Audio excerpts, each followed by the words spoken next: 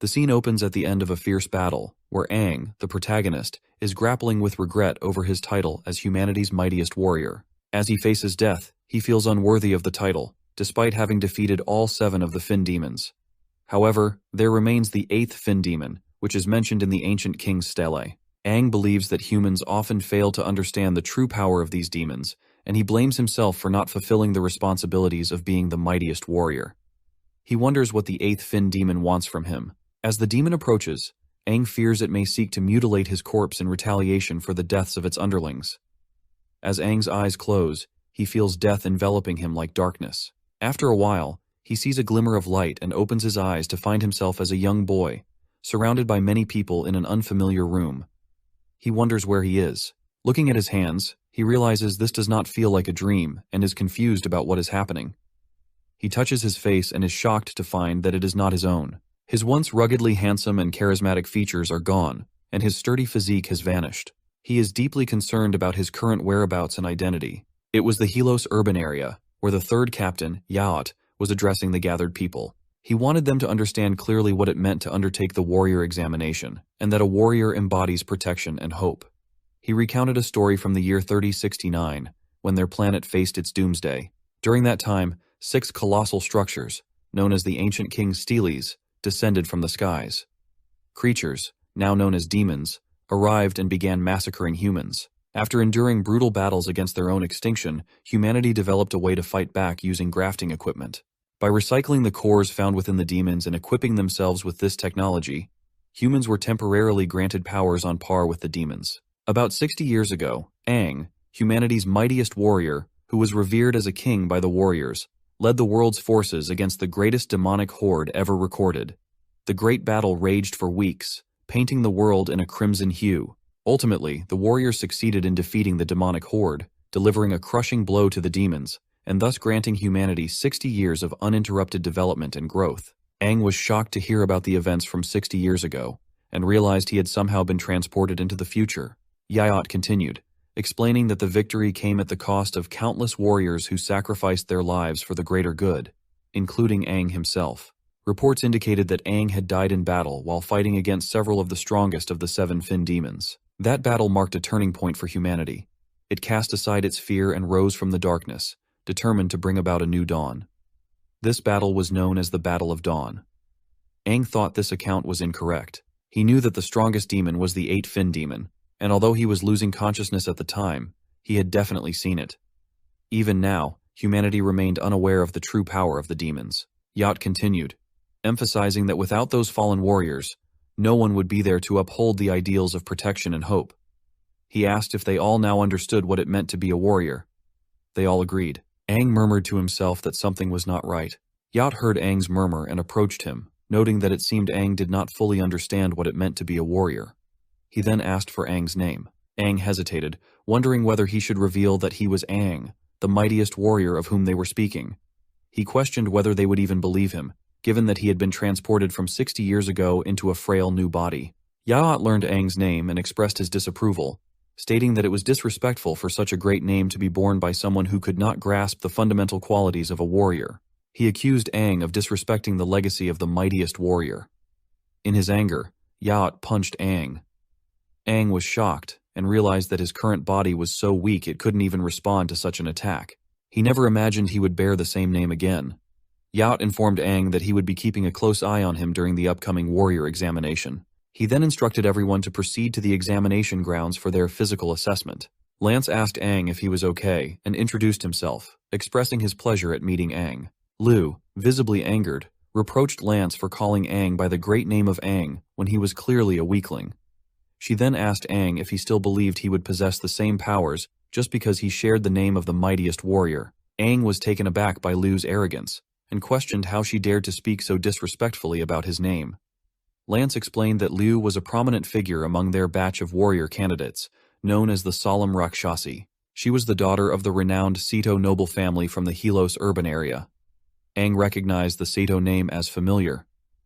Lance helped Aang to his feet and inadvertently clicked a picture of the moment, joking that it was a mesmerizing bromance. As Tenny and Lu paused upon noticing the photo, Lu told them to continue. Aang then asked Lu who she was. Lance inquired if Lu took the photo. Aang told her to focus on more important matters. Misa, who had been observing, admitted to taking the picture and introduced herself.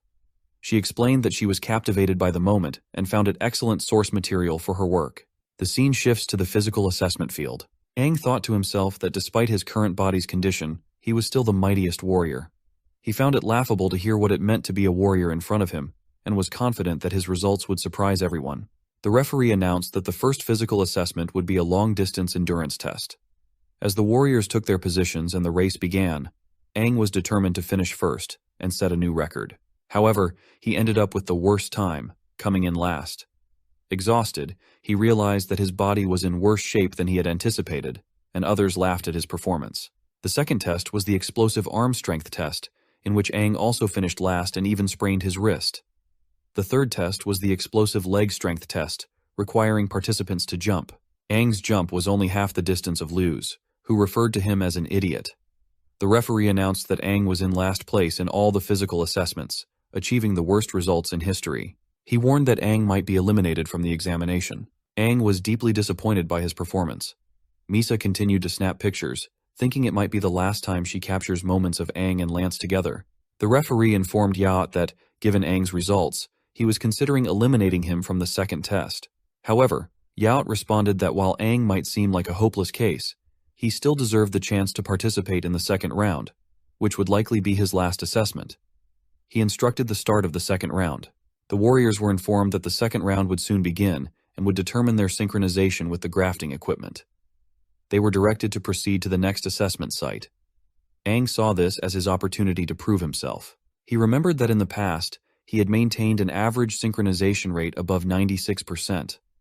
Despite his current body's lackluster state, synchronization depended on willpower, and he was determined to show those who had laughed at him. As he observed the grafting equipment, which seemed to have advanced 60 years into the future and was remarkably light, he felt a sense of determination. Liu achieved a synchronization rate of 39%, the highest among the candidates, which was expected given her training in the martial family. Someone was eager to make her his girlfriend, and she was indeed dazzling.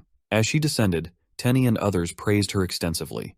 With an air of confidence, she headed to the lounge.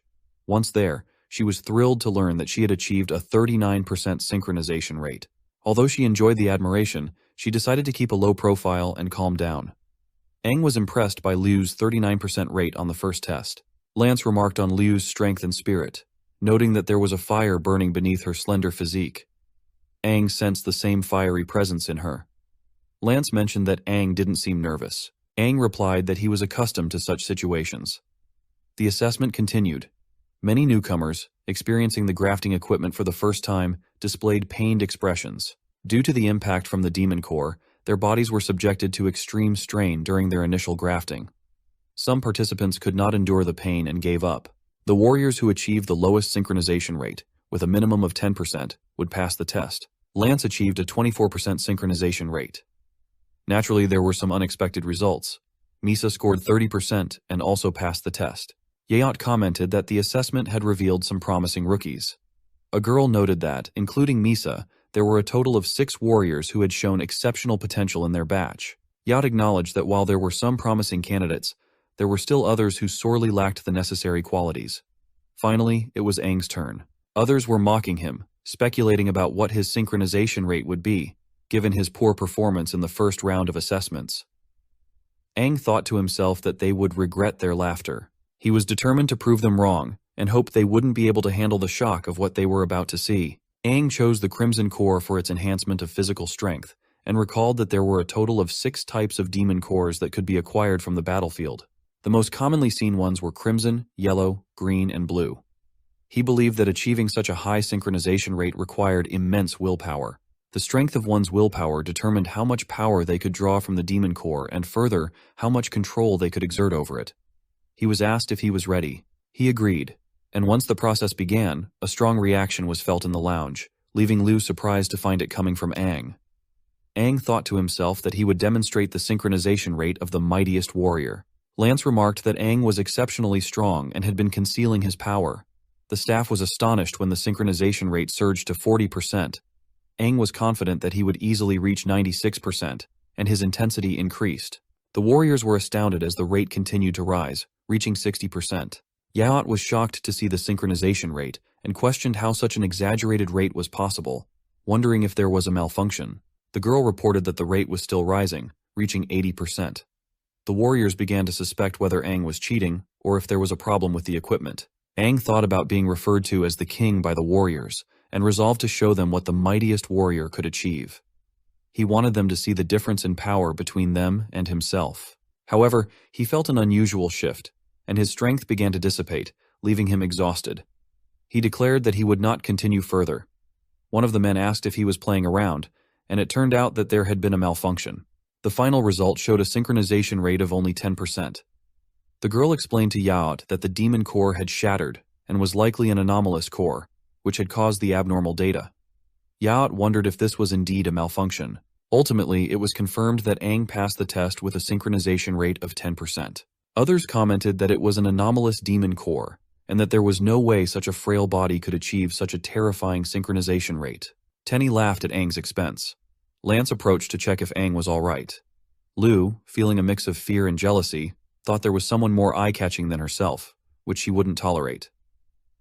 Lance helped Aang leave the area. Aang reflected on how mature he had become, realizing that his competitiveness with the others had been a good thing, and he was relieved to have passed the test. Misa happily took pictures of Lance with Aang. As Aang sat in the lounge, he wondered about the earlier event, feeling as though something from deep within had drained his strength in a single breath, a phenomenon he had never experienced before. Despite his willpower raising the synchronization rate to 80%, even a low-quality core shouldn't have shattered like that. Yaot arrived to congratulate them on making it to the final round of the examination, the real combat exercise. For Tenny, it would be their first time fighting against demons. He hoped that they would all pass the next phase safely. A man then instructed them to proceed to the third examination ground. Aang, feeling unwell, walked with a sense of foreboding, muttering that he felt he might die.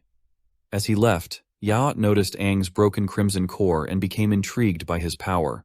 Yaot was curious to see how Aang would perform in the upcoming fog hunt round. They gathered in front of the gate, which was about to open. Aang thought about how it would be his first time stepping outside and reflected on how humans had lived in isolated settlements for years, with the area beyond the wall perpetually shrouded in thick fog. They were instructed to stop wasting time, proceed quietly, and check their equipment thoroughly before talking, or else they risked death. Aang pondered the new core he had received. He didn't believe the core itself was the issue, but his strength had vanished suddenly, as if something within him had rejected the core. He wondered if this was a side effect of time travel. As he moved forward, he sensed the presence of demons. Shockwaves emanated from him, reaching a nearby cave where a demon was seated. The demon, feeling a presence stronger than itself, was taken aback. Aang wondered if these were the demons he had sensed, as something within him began to resonate for an unknown reason. Just as he was contemplating this, Lu urged him to move ahead. He apologized for the delay, and Lance approached to ask if there was a problem. Aang started to say something, but before he could finish, a man instructed him, Misa, and 3 others to form a team. Since everyone else was ready, there was no need to wait. They should catch up with the group ahead. Misa wondered if forming a team with them was part of Aang's plan. He replied that he hadn't considered it. Lu urged them not to linger and to move ahead. She had felt anxious earlier, worried that no one would team up with her. Lance then asked Aang to join him, and Misa took a photo of the group, announcing that their team was now formed. The dispelling stele was a black-colored structure made from durable minerals. One of its minerals had a special property that dispels fog within a certain distance. The examiner explained that they would be undertaking the exam as a team of 4. He assumed they were all aware of the exam's nature, which was the fog hunt. Each team member would receive a combat knife and a mini fog dispelling device, made from the same material as the stele. Their mission was straightforward. The fog hunt was the final obstacle every new recruit must face in the fog-covered world. A warrior must be mindful of the dangers that lurk in the fog. Becoming a warrior involves more than just having a capable physique. It requires facing one's fears and confronting the unknown as a team. They must awaken the hunter within them, defeat the demons that appear, and only then will they truly earn the title of a warrior. The examination for the first team concluded, and the second team was instructed to prepare. Yoshi, Joel, and Yaot observed the scene from the gate. Yoshi noted that there were several promising new talents in the group, but her focus was clearly on Lu. She inquired about Joel's and Yaot's opinions. Joel responded that Lu, coming from a martial family with a proper upbringing, had the potential to become a fine warrior. Yacht added that there were multiple individuals to watch, specifically mentioning Aang. Yacht had investigated Aang's core personally, but had found no faults. He remained curious about what had really happened during the earlier event. Yoshi patted Yacht on the head, calling him Tang Tang, and asked what he was thinking. Yacht asked her not to use that nickname. Joel commented that only Yoshi could make Tang Tang blush. Yoshi then inquired if they had assessed the demon levels, emphasizing that only non-finned demons should appear within the exam ground. Yacht reassured her not to worry. They had been monitoring the area for several days to ensure the exam would proceed safely, confirming that no finned demons were within a safe distance of Helos town. Joel added that even if a finned demon did appear, they would intervene to protect the future warriors. The next group's exam was completed, and it was now time for the 10th group. Liu, who was in this group along with Aang, prepared to start. As Aang picked up the small container, Liu took it from him and rushed ahead, eager to demonstrate her skills. Aang wondered why someone would be so intent on showing off. Tinny quickly followed Liu, jumping to place the container in its designated spot. Yoshi commented that Liu's recovery core was impressive, noting that her dexterity was on par with the blue agility cores, which reflected her martial family background. Soon, demons began to attack. Aang instructed the group to engage the demons, and Lance leaped into action, delivering a powerful punch. Yacht remarked that Lance's performance was commendable, and that he had already harnessed his core's strength effectively. Aang drew his knife, advising each person to target a single demon. Teeny complied and charged into battle. Misa slashed at one demon multiple times, eventually killing it. Lance also eliminated a demon with a single punch. Joel noted that the coordination between Misa and Lance was excellent, with Misa showcasing impressive moves and maximizing the agility cores. Yacht reminded them not to focus too much on any one person. Liu then drove her knife into a demon, causing it to burst apart. Now it was Aang's turn to showcase his skills. He focused on the 3 critical points: the throat, chest, and abdomen. With precise strikes, he targeted these areas, reflecting on the limitations of his current body and the amount of burst damage he could deliver. Determined to push his limits, he prepared to test his capabilities under these exam conditions and rushed forward to continue attacking the demon. The demon punched him, but he dodged and stabbed the knife under its shoulder, thinking that his reaction time was too slow. As the demon attempted to kick him, he dodged again and stabbed the knife once more, noting that his motor coordination was lacking. He even landed a few hits but found that his attacks were too weak. Lance remarked that it seemed like Aang was toying with the demon. Misa was taking pictures and wondered if she would capture everything. Liu remained unresponsive but thought that Aang was intentionally showing off. Finally, Yoshi noticed and asked who he was, observing that he was pressing his attacks effectively. Joel added that Aang also seemed to move like a seasoned veteran. Aang concluded that his body couldn't use any of the abilities from his past, and he was tiring quickly, a dire situation.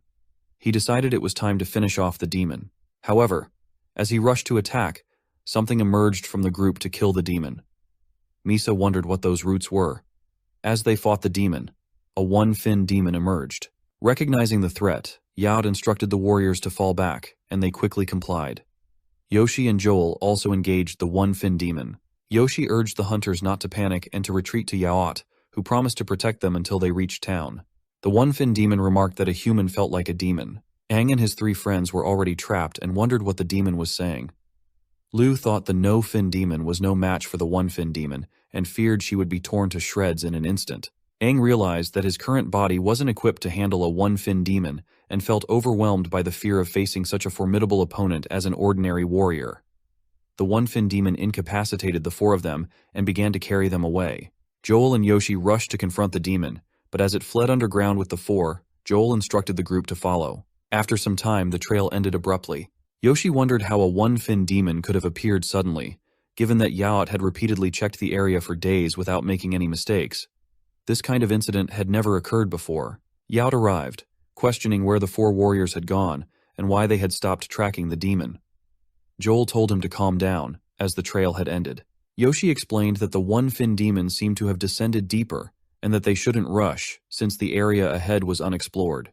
Yacht, recalling his past and the loss of his brother, pounded the ground in frustration, blaming himself for the danger faced by the 4 warriors.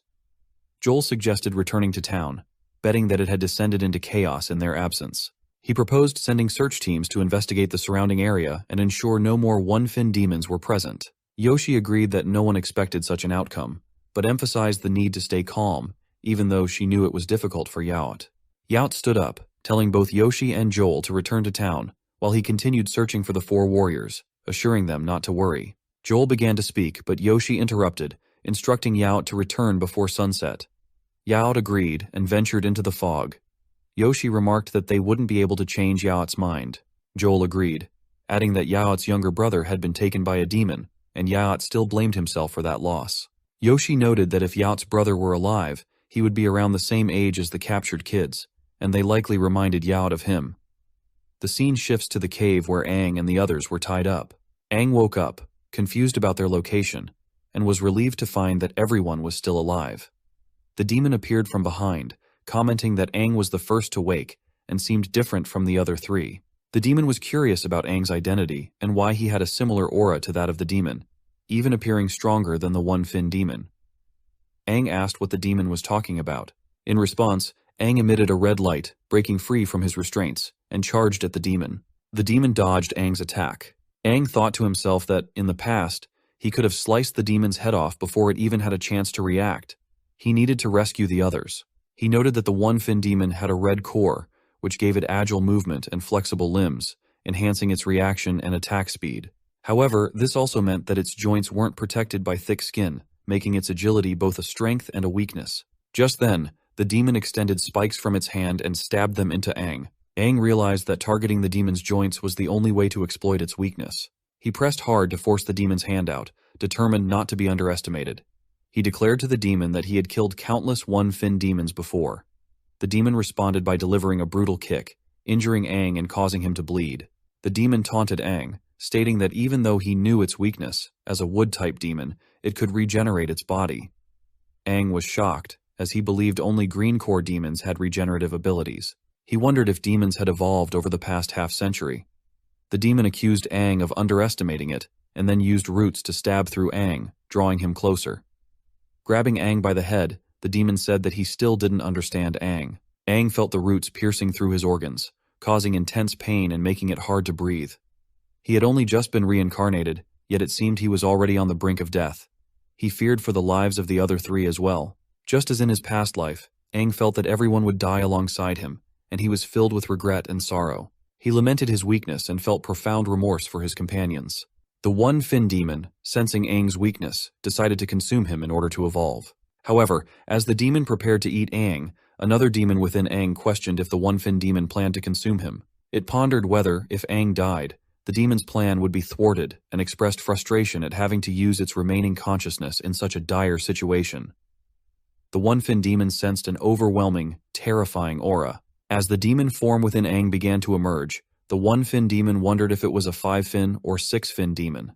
The release of energy from Aang's demon was immense, causing tremendous pressure and sending waves of power into the sky.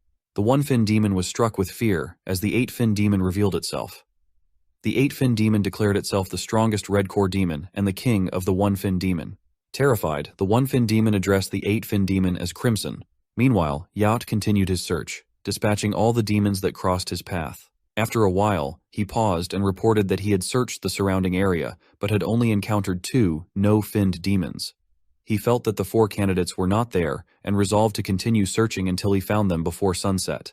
He also noticed a massive energy flux in the distance and wondered what it could be, speculating if the candidates might be involved.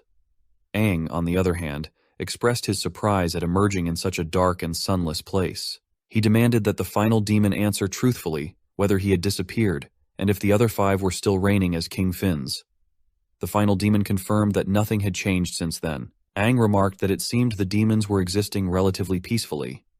Anger surged within him as he recalled the events from 60 years ago and questioned whether they had forgotten what they had done to him. He then attacked the final demon, expressing his frustration. He lamented that, despite choosing the body of the mightiest warrior as his vessel, it had proven to be so weak after time traveling, leaving him deeply disappointed. Aang was frustrated that he was wasting the last of his consciousness on such a trivial situation. If he wished to reveal himself again, he would need to wait until he was fully awakened. He had to wait for the mightiest warrior to gradually regain his full memories. The final demon explained that the fin memory Aang referred to was associated with their evolution. Aang noted that the protrusions on their knees and the number of fins they had indicated their level. When they grew new fins, they required fin memory, a trait unique to their kind. This was why they were always stronger than other races. and the warrior Aang currently embodied was the same as them. However, they could only evolve after devouring a demon of the same level. Aang needed to consume demons of a higher level to awaken the fin memory and evolve. The final demon said this would be a gift from the 8-finned demon. He pledged to support the 8-finned demon and serve him with all his abilities. The 8-finned demon replied that he was unworthy, and his only value was to enable Aang to awaken his fin memories. He had already prepared the first stage for Aang and didn't want to disappoint him in future leveling. The 8-finned demon needed Aang to slowly awaken to the 8 fins, and when the time came, the 8-finned demon would awaken from his deep slumber. He then merged back into Aang. Aang was reminded of the past, where he and a boy were gravely injured. A man had told Aang that he wouldn't die because a girl was waiting for him. Aang had questioned why the man wasn't dying, and noted that his face was changing. He opened his eyes in the present and wondered if he was dreaming. Realizing these were old memories, he was taken aback. The curtains opened, revealing Liu, Misa, and Lance, who were delighted to see Aang awake. Aang was shocked to see them. Misa noticed a change in Aang's hair and jokingly asked if the demon had taken him to a barber. Aang, confused, asked what she was talking about, and then inquired about their well-being, recalling that they had been taken underground by the final demon. Yacht entered, noting that Aang seemed to know everything, and asked him to explain what had happened underground. The other 2 captains were present as well, and Aang asked why they were there. Yoshi explained that Yacht had brought them back. Referring to him as Tang Tang, Yoshi noticed the others' confusion.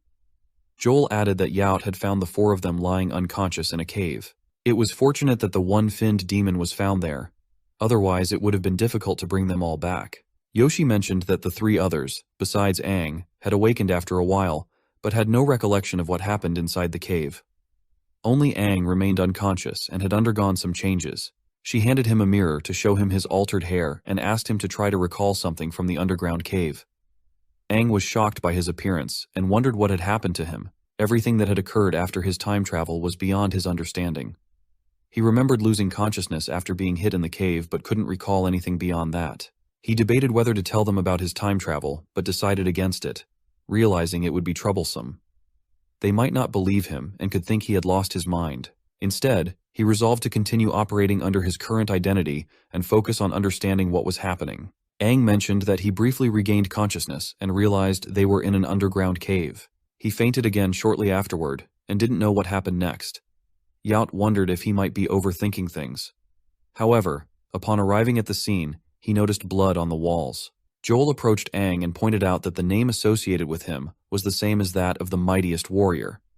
He noted that while Aang's fighting skills were impressive, he was still lacking in certain areas. Joel asked if Aang had fought demons before. Aang denied, explaining that while he was interested in combat and had done extensive research on demons, he had no direct experience fighting them. Yoshi remarked that Aang seemed well-studied, and advised Yaot not to give up on training such a promising warrior. Aang then inquired about the status of his warrior examination. Misa informed him that they had passed and were now part of the Stilk team. Lance added that due to recent incidents, Yaot had organized them into a group of 4. Liu noted that they were falling behind compared to others.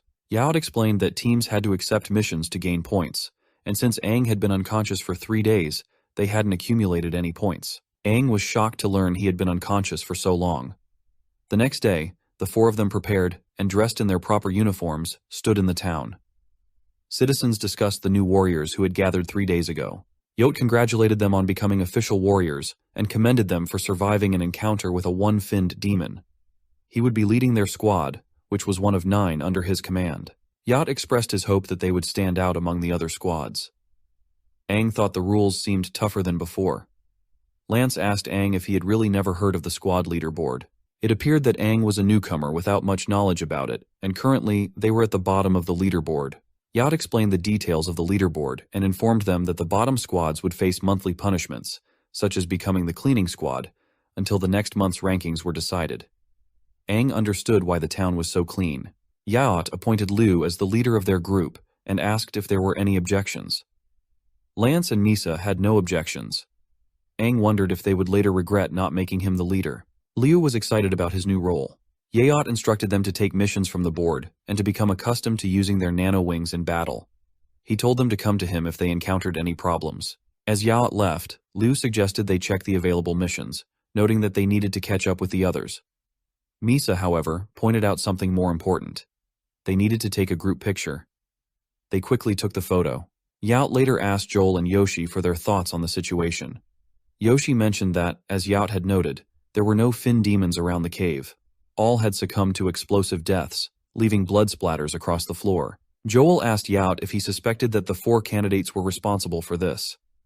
Yacht replied that he felt suspicious about Aang, noting that Aang had a familiar odor about him. Yoshi advised Yacht not to overthink it, and expressed her happiness that the 4 had returned safely.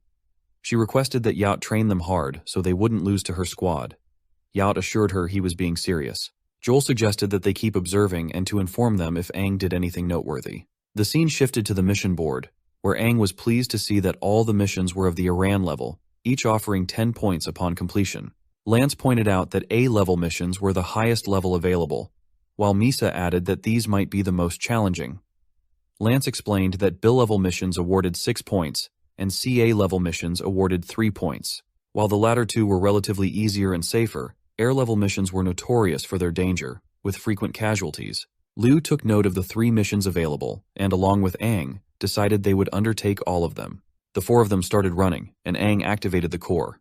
The nano wings deployed, but one of them got stuck on a rock. Aang focused on visualizing and harnessing the energy from the nano wings.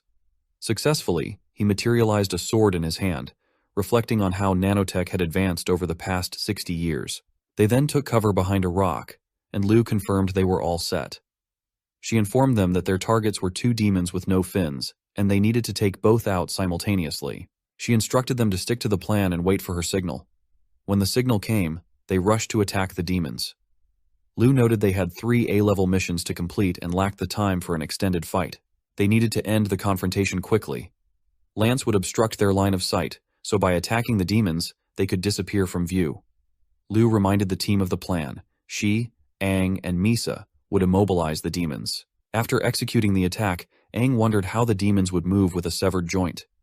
Lance punched both demons into the air, setting them up for Liu to finish the fight with her graceful moves. She executed the final blow with precision, feeling satisfied that the timing was perfect. Misa noted that the fog had cleared and the insertion was stable. Lance, relieved that the task was complete, commented on how dispersing the fog in the wild was significantly more challenging than in the exams, which was expected for A-level missions. Even one mission had taken a considerable amount of time. Misa discovered a red core from the demons and was pleased. Liu confirmed that they had finally achieved the full 10 points. Aang was surprised to learn that completing a mission automatically destroyed the cores. Misa explained that all the science was geared towards defeating the demons, and a chip inside the mission form was connected to the leaderboard in town. All completed missions would have their points automatically added to the leaderboard. After finishing the fog dispersal mission outside the town, Misa asked Aang if she could take a look at the other 2 cores. Upon inspection, she expressed disappointment. They had only acquired 3 cores after spending the entire afternoon fighting the no-fin demons, and they still needed to collect 7 more. Misa mentioned that capturing demons alive was particularly challenging. Lance commented that it seemed they had managed to keep things relatively easy for quite some time. Liu then outlined the next part of their plan. They would complete the remaining missions and continue pursuing A-level missions with the goal of reaching the top. Misa noted that Liu was glowing at that moment and took a picture of her. Lance emphasized that they should aim for the top rank and not let other squads look down on them. He then asked Aang for his thoughts. Aang replied that other squads would also be earning points, so they needed to act quickly to stay ahead. It was always the case that the fastest teams were the ones who succeeded, while those who lagged behind gained nothing. He reflected on how, despite being over 50 years old and having lived through 2 lifetimes, he felt rejuvenated by being with them. The youthful drive and determination of his teammates were invigorating and made him feel young again. He suggested that they try to complete another mission before sunset. Misa and Lance agreed. Liu felt as though Aang was stepping into her role. Lance had already taken down several demons and reported that they had eliminated 3 more. Liu noted that they were running low on tranquilizers for the no-fins, and there was a limit to how many each squad could carry. As Liu handled her gun, Aang stared at it intently. Liu explained that it was a nanotech tranquilizer gun, which would allow them to capture the demons. Aang recalled the past, when capturing demons required brute force and beating them unconscious, often leading to complaints from researchers about brain damage. Lance remarked that it was fortunate they had captured the demons, especially since they were out of tranquilizers. It seemed they had completed the mission, having slain an entire group of demons to capture the 3 alive, and there were more than 10 in total. Stretching out, Misa reminded them that all other warriors had to return before sunset, an ironclad rule with punishments for late returns. She suggested they head back. Aang wondered if he even had a home in that timeline. Liu mentioned that she needed to hurry and return as well. They just needed to set the GPS so the researchers could locate the spot, and the mission would be considered complete once they collected the 3 demons. Aang then asked if anyone else felt a sudden surge of killing intent. Red rays appeared from behind, striking the demons and killing them instantly. A masked boy confronted them, declaring that he wouldn't allow them to complete their mission. He insisted that his squad was supposed to handle all A-level missions, and questioned who gave Liu's squad permission to take them on. Aang wondered who these people were.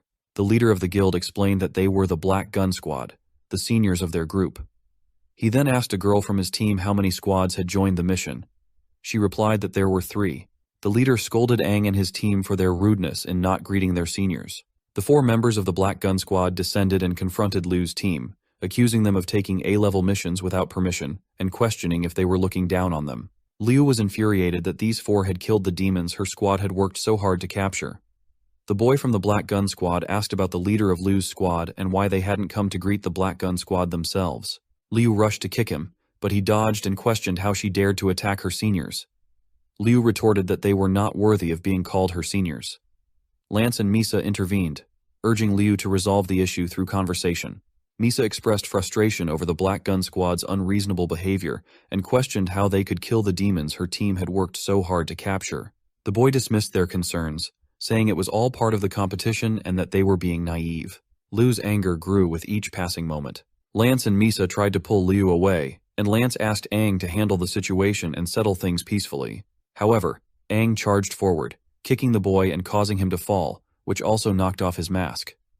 Aang exclaimed that he had never heard something so shameless and questioned if they understood the effort it took to capture those demons. Lance and Misa were stunned by Aang's reaction, but Liu was pleased. The boy, now unmasked, challenged Aang, telling him to be ready for a fight. Liu, eager for battle, also prepared to engage.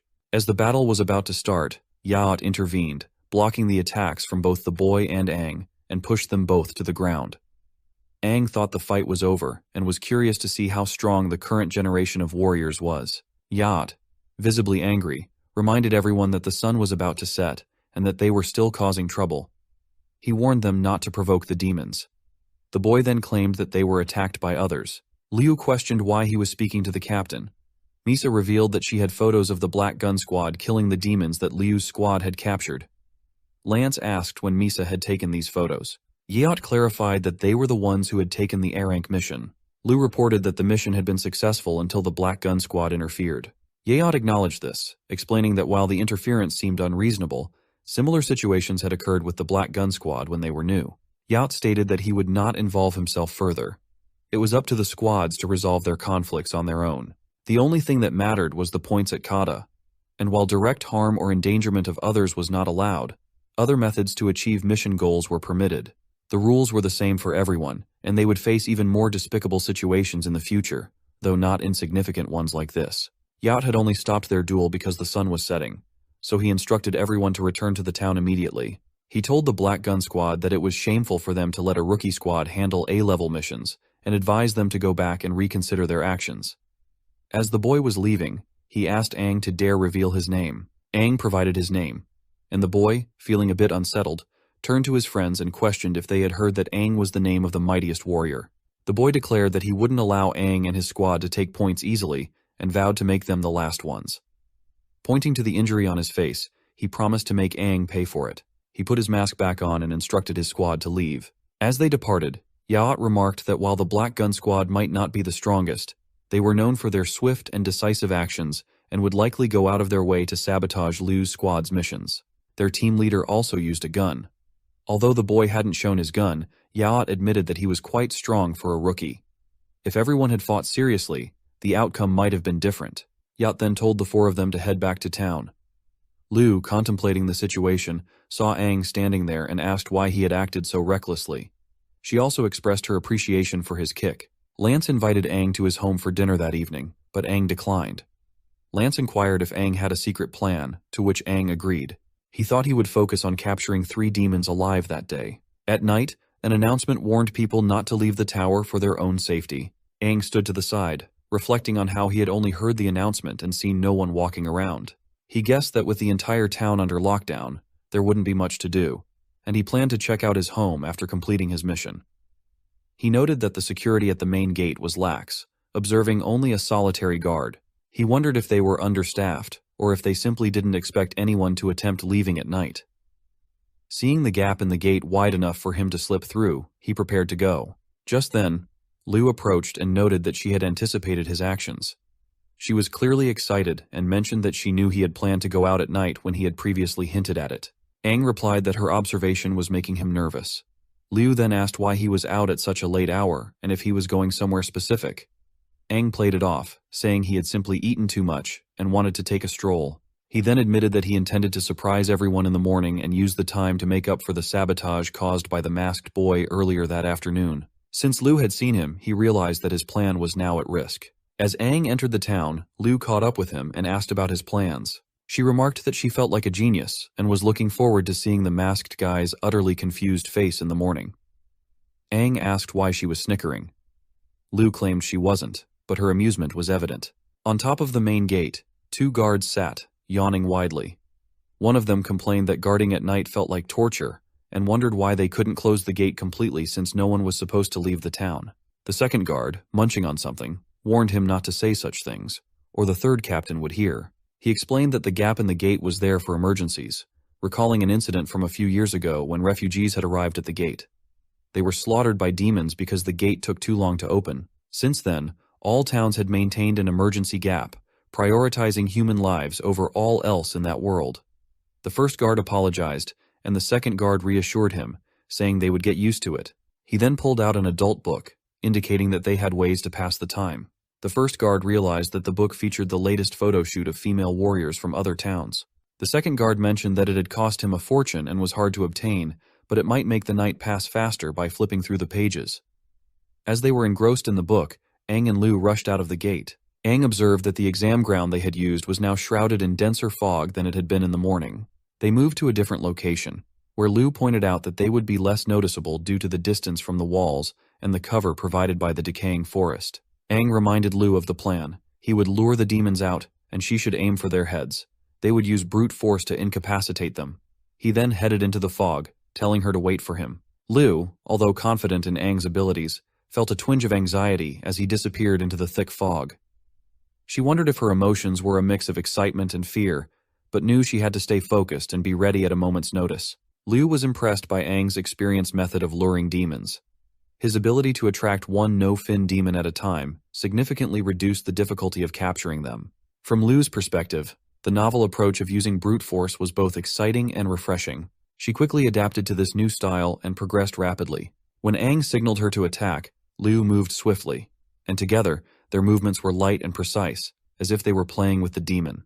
They continued to beat it until it fainted, reminiscent of their past methods. Aang reflected on how his new body still required a lot of training, even though he had once easily captured no-fin demons in his previous life. Liu mentioned that they had finally captured the third demon and expressed her exhaustion. Aang instructed her to leave them there. Liu hesitated and asked if he was sure. Aang assured her that the no-fin demons lacked intelligence and wouldn't know how to rescue one of their own. They were unlikely to approach the town, so the 3 demons would be safe where they were. The method of striking the demons' heads ensured they would remain unconscious for some time, allowing them to return in the morning to complete the mission. Liu asked how Aang knew so much about this technique. Aang admitted he might have revealed more than intended. Suddenly, 2 one-fin demons appeared, their scent unmistakably human. Aang was alarmed to see 2 of these demons at once, and wondered why they had appeared simultaneously. He and Liu were not well matched against them. The town's alarm sounded, and Yaot, Joel, and Yoshi rushed to the top of the main gate. Joel informed the guards that one-fin demons had been detected, and instructed them to sweep the area with searchlights. Yoshi questioned what was happening, and whether these demons were the same as those from the exam. Yaot clarified that they were not. The guards soon located the 2 one-fin demons. Joel, surprised, wondered if something was drawing them in. He instructed to stay calm, close the gates, and prepare the defense cannons. As the cannons readied for action, Yaot ordered not to close the gates because someone was still outside. He was infuriated to see Liu and Aang outside and demanded to know why they were out there. Yoshi wondered why those 2 were outside. They discovered 3 no-fin demons tied up, and Yaot realized what had happened, The two wanted to make amends for the mission that had been sabotaged earlier in the day. Joel added that their overconfidence and rash actions were common downfalls among rookie warriors. Angered, Yacht decided to punish them both when they returned. He rushed towards the demons, while Yoshi informed Joel that she would accompany Yacht, leaving the area to him. Joel felt that his hard-earned night of drinking had been ruined. The one-fin demons realized that the warriors had noticed them. Aang asked Lu to hold back, and they would wait for support while trying to hold out. Aang wondered if he was the target, questioning whether this was similar to the last incident, and whether it was due to his reincarnation or something that had happened inside the tunnel. Lu suggested they fight together. The demons questioned whether they were resisting, and then they descended, with one rushing to attack Lu, deeming her useless. But Aang saved Lu by pushing her out of the way. The demon remarked on Aang's quick reaction. Lu responded by kicking the demon and noticed some water, wondering if she had missed. The second one-fin demon ensnared her with 3 threads. The first demon instructed Aang to stay focused. Yacht arrived, delivering a punch to the demon and declaring that he wouldn't let the demons harm the warriors. He reassured everyone to stay calm, stating that everything was under control. Yoshi observed that the demons seemed to be a blue core water type and a red core earth type. She decided to prioritize saving Liu. The earth-type demon commented that it was fortunate he had blocked the attack, or he might have lost his head. Joel, assessing the situation, wondered if they were at a standstill, and then ordered to hold the defense cannons. A girl approached Joel, informing him that they had detected a massive number of no-fin demons headed their way. Joel asked how many demons there were. She replied that it was difficult to count, as it seemed like a horde. Seeing the overwhelming number of demons approaching, Joel ordered the alarm to be sounded and instructed all the warriors to take their battle stations. As the alarm rang, the warriors realized it was a demon horde alert and quickly assembled on the wall. Yaot saw the demon horde and remarked that it seemed they had come prepared. Aang noted that the demons had bypassed them and were heading towards the town. Yoshi mentioned that the 2 one-fin demons had summoned the entire horde, so they needed to resolve the situation quickly. Liu urged them not to worry about her and to focus on defending the town. She felt she had been careless and had become a burden to the captains, referring to herself as a failure as a team leader. Suddenly, a demon covered her mouth to silence her. Yayot and the others retreated from the area. The second demon attacked them, and Yayot instructed Yoshi to keep an eye on it. Yoshi managed to break the spikes being launched. Aang noticed that the demons weren't attacking him directly. As Aang passed by the one-fin demon, it told him to proceed. Yaot realized that the demon had not stopped Aang and wondered why. The demon then rushed to attack them, warning them to stay focused, or they would die. Meanwhile, another demon took Liu away. Aang wondered if this was a trap designed to separate him from the captains. He decided to stay calm and not act rashly, acknowledging that he wasn't strong enough to handle the situation recklessly. Yaot and Yoshi instructed Aang not to pursue Liu, warning him that he wouldn't stand a chance against the one-fin demon. However, Aang couldn't shake the feeling that Liu's eyes seemed familiar to him, and he couldn't bear to leave her to die. Ignoring their warnings, he rushed to follow the one-fin demon. The demon set Liu down and remarked on how intriguing it was. The demon was fascinated by humanity's many emotions and had heard that humans often scream when they feel hopeless. It then demanded Liu beg to satisfy its curiosity. Noticing that Liu's mouth was bound, the demon realized why she wasn't screaming and freed her mouth, insisting she beg. However, Liu refused, saying the one-fin demon was unworthy of her pleas. The demon questioned whether it wasn't worthy, to which Liu responded that she came from a martial family and would not kneel to an enemy, as showing weakness was a disgrace. She demanded either death or combat. Infuriated by her defiance, the demon struck her, declaring she would die. At that moment, Aang arrived, demanding the demon release Liu. Liu, surprised to see Aang alone, questioned why he had come by himself. The demon was pleased to see the bait had worked and that Aang, the main target, had arrived. Liu wondered why Aang was the target. Aang asked Liu if she was all right. She confirmed she was and asked why he had come alone, as he would not be able to keep up with the one-fin demon. She urged him to run away. The demon struck Liu, ordering her to be silent. Aang pleaded with the demon not to hurt Liu, offering to take her place if it would let her go. The demon, however, charged at Aang, declaring that they would all die. Aang attempted to counterattack, but the demon dodged his strike and hit him instead. Aang realized that his body was struggling to react quickly enough to the demon's attacks. The demon remarked that Aang smelled like them, and expressed curiosity about why. Aang wondered if the demon was of the water type, and noted that demons had evolved significantly over the past 50 years, gaining numerous attributes. His own frail body could only mimic past movements, rendering him unable to use his abilities effectively, which meant he wouldn't last long in this fight. Liu was worried, realizing that Aang would die if things continued this way, and she cursed him for coming alone.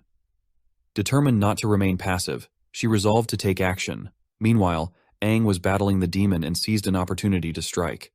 The demon taunted Aang, noting that he had already killed a one-fin demon in the cave, questioning why he appeared so weak now. Aang replied that he didn't understand the demon's comments and asked when he had ever liked a one-fin demon, finding the accusation nonsensical. The demon told Aang that he didn't like his tone and would punish him accordingly. He performed a strange and painful act on Aang, warning that if he lied, he would die.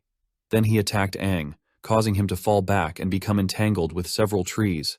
Aang, in agony, wondered if the demon had ruptured all his organs. Liu, seeing Aang suffering, felt a sense of urgency to help.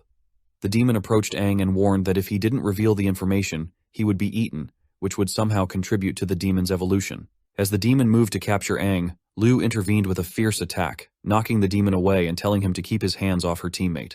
Aang thought Liu had forcefully extricated herself from the situation, her wrists and ankles burning. Liu confronted the demon, declaring that if he wanted to kill someone, he should kill her first. The demon agreed and instructed her not to dodge his attacks. He then assaulted Aang from all directions, while Liu remained in place, blocking each attack. Aang urged her to dodge, but Liu explained that if she moved, the attacks would hit him instead. She asked him to let her focus. Despite her efforts, some spikes emerged from the ground and struck her feet. The demon captured her and declared that instead of killing her, he would torture her to make her scream. Aang lay there, watching in despair, and thought about how ironic it was that despite his reincarnation, he still had to witness his teammates die before him. He felt a deep frustration at having to be saved by a girl, and questioned how he could protect others when he couldn't even protect himself. He wondered why he had to endure the death of his teammates once more, and why he felt so weak. Suddenly, Aang unleashed a tremendous amount of aura, freeing Liu from the demon's grasp.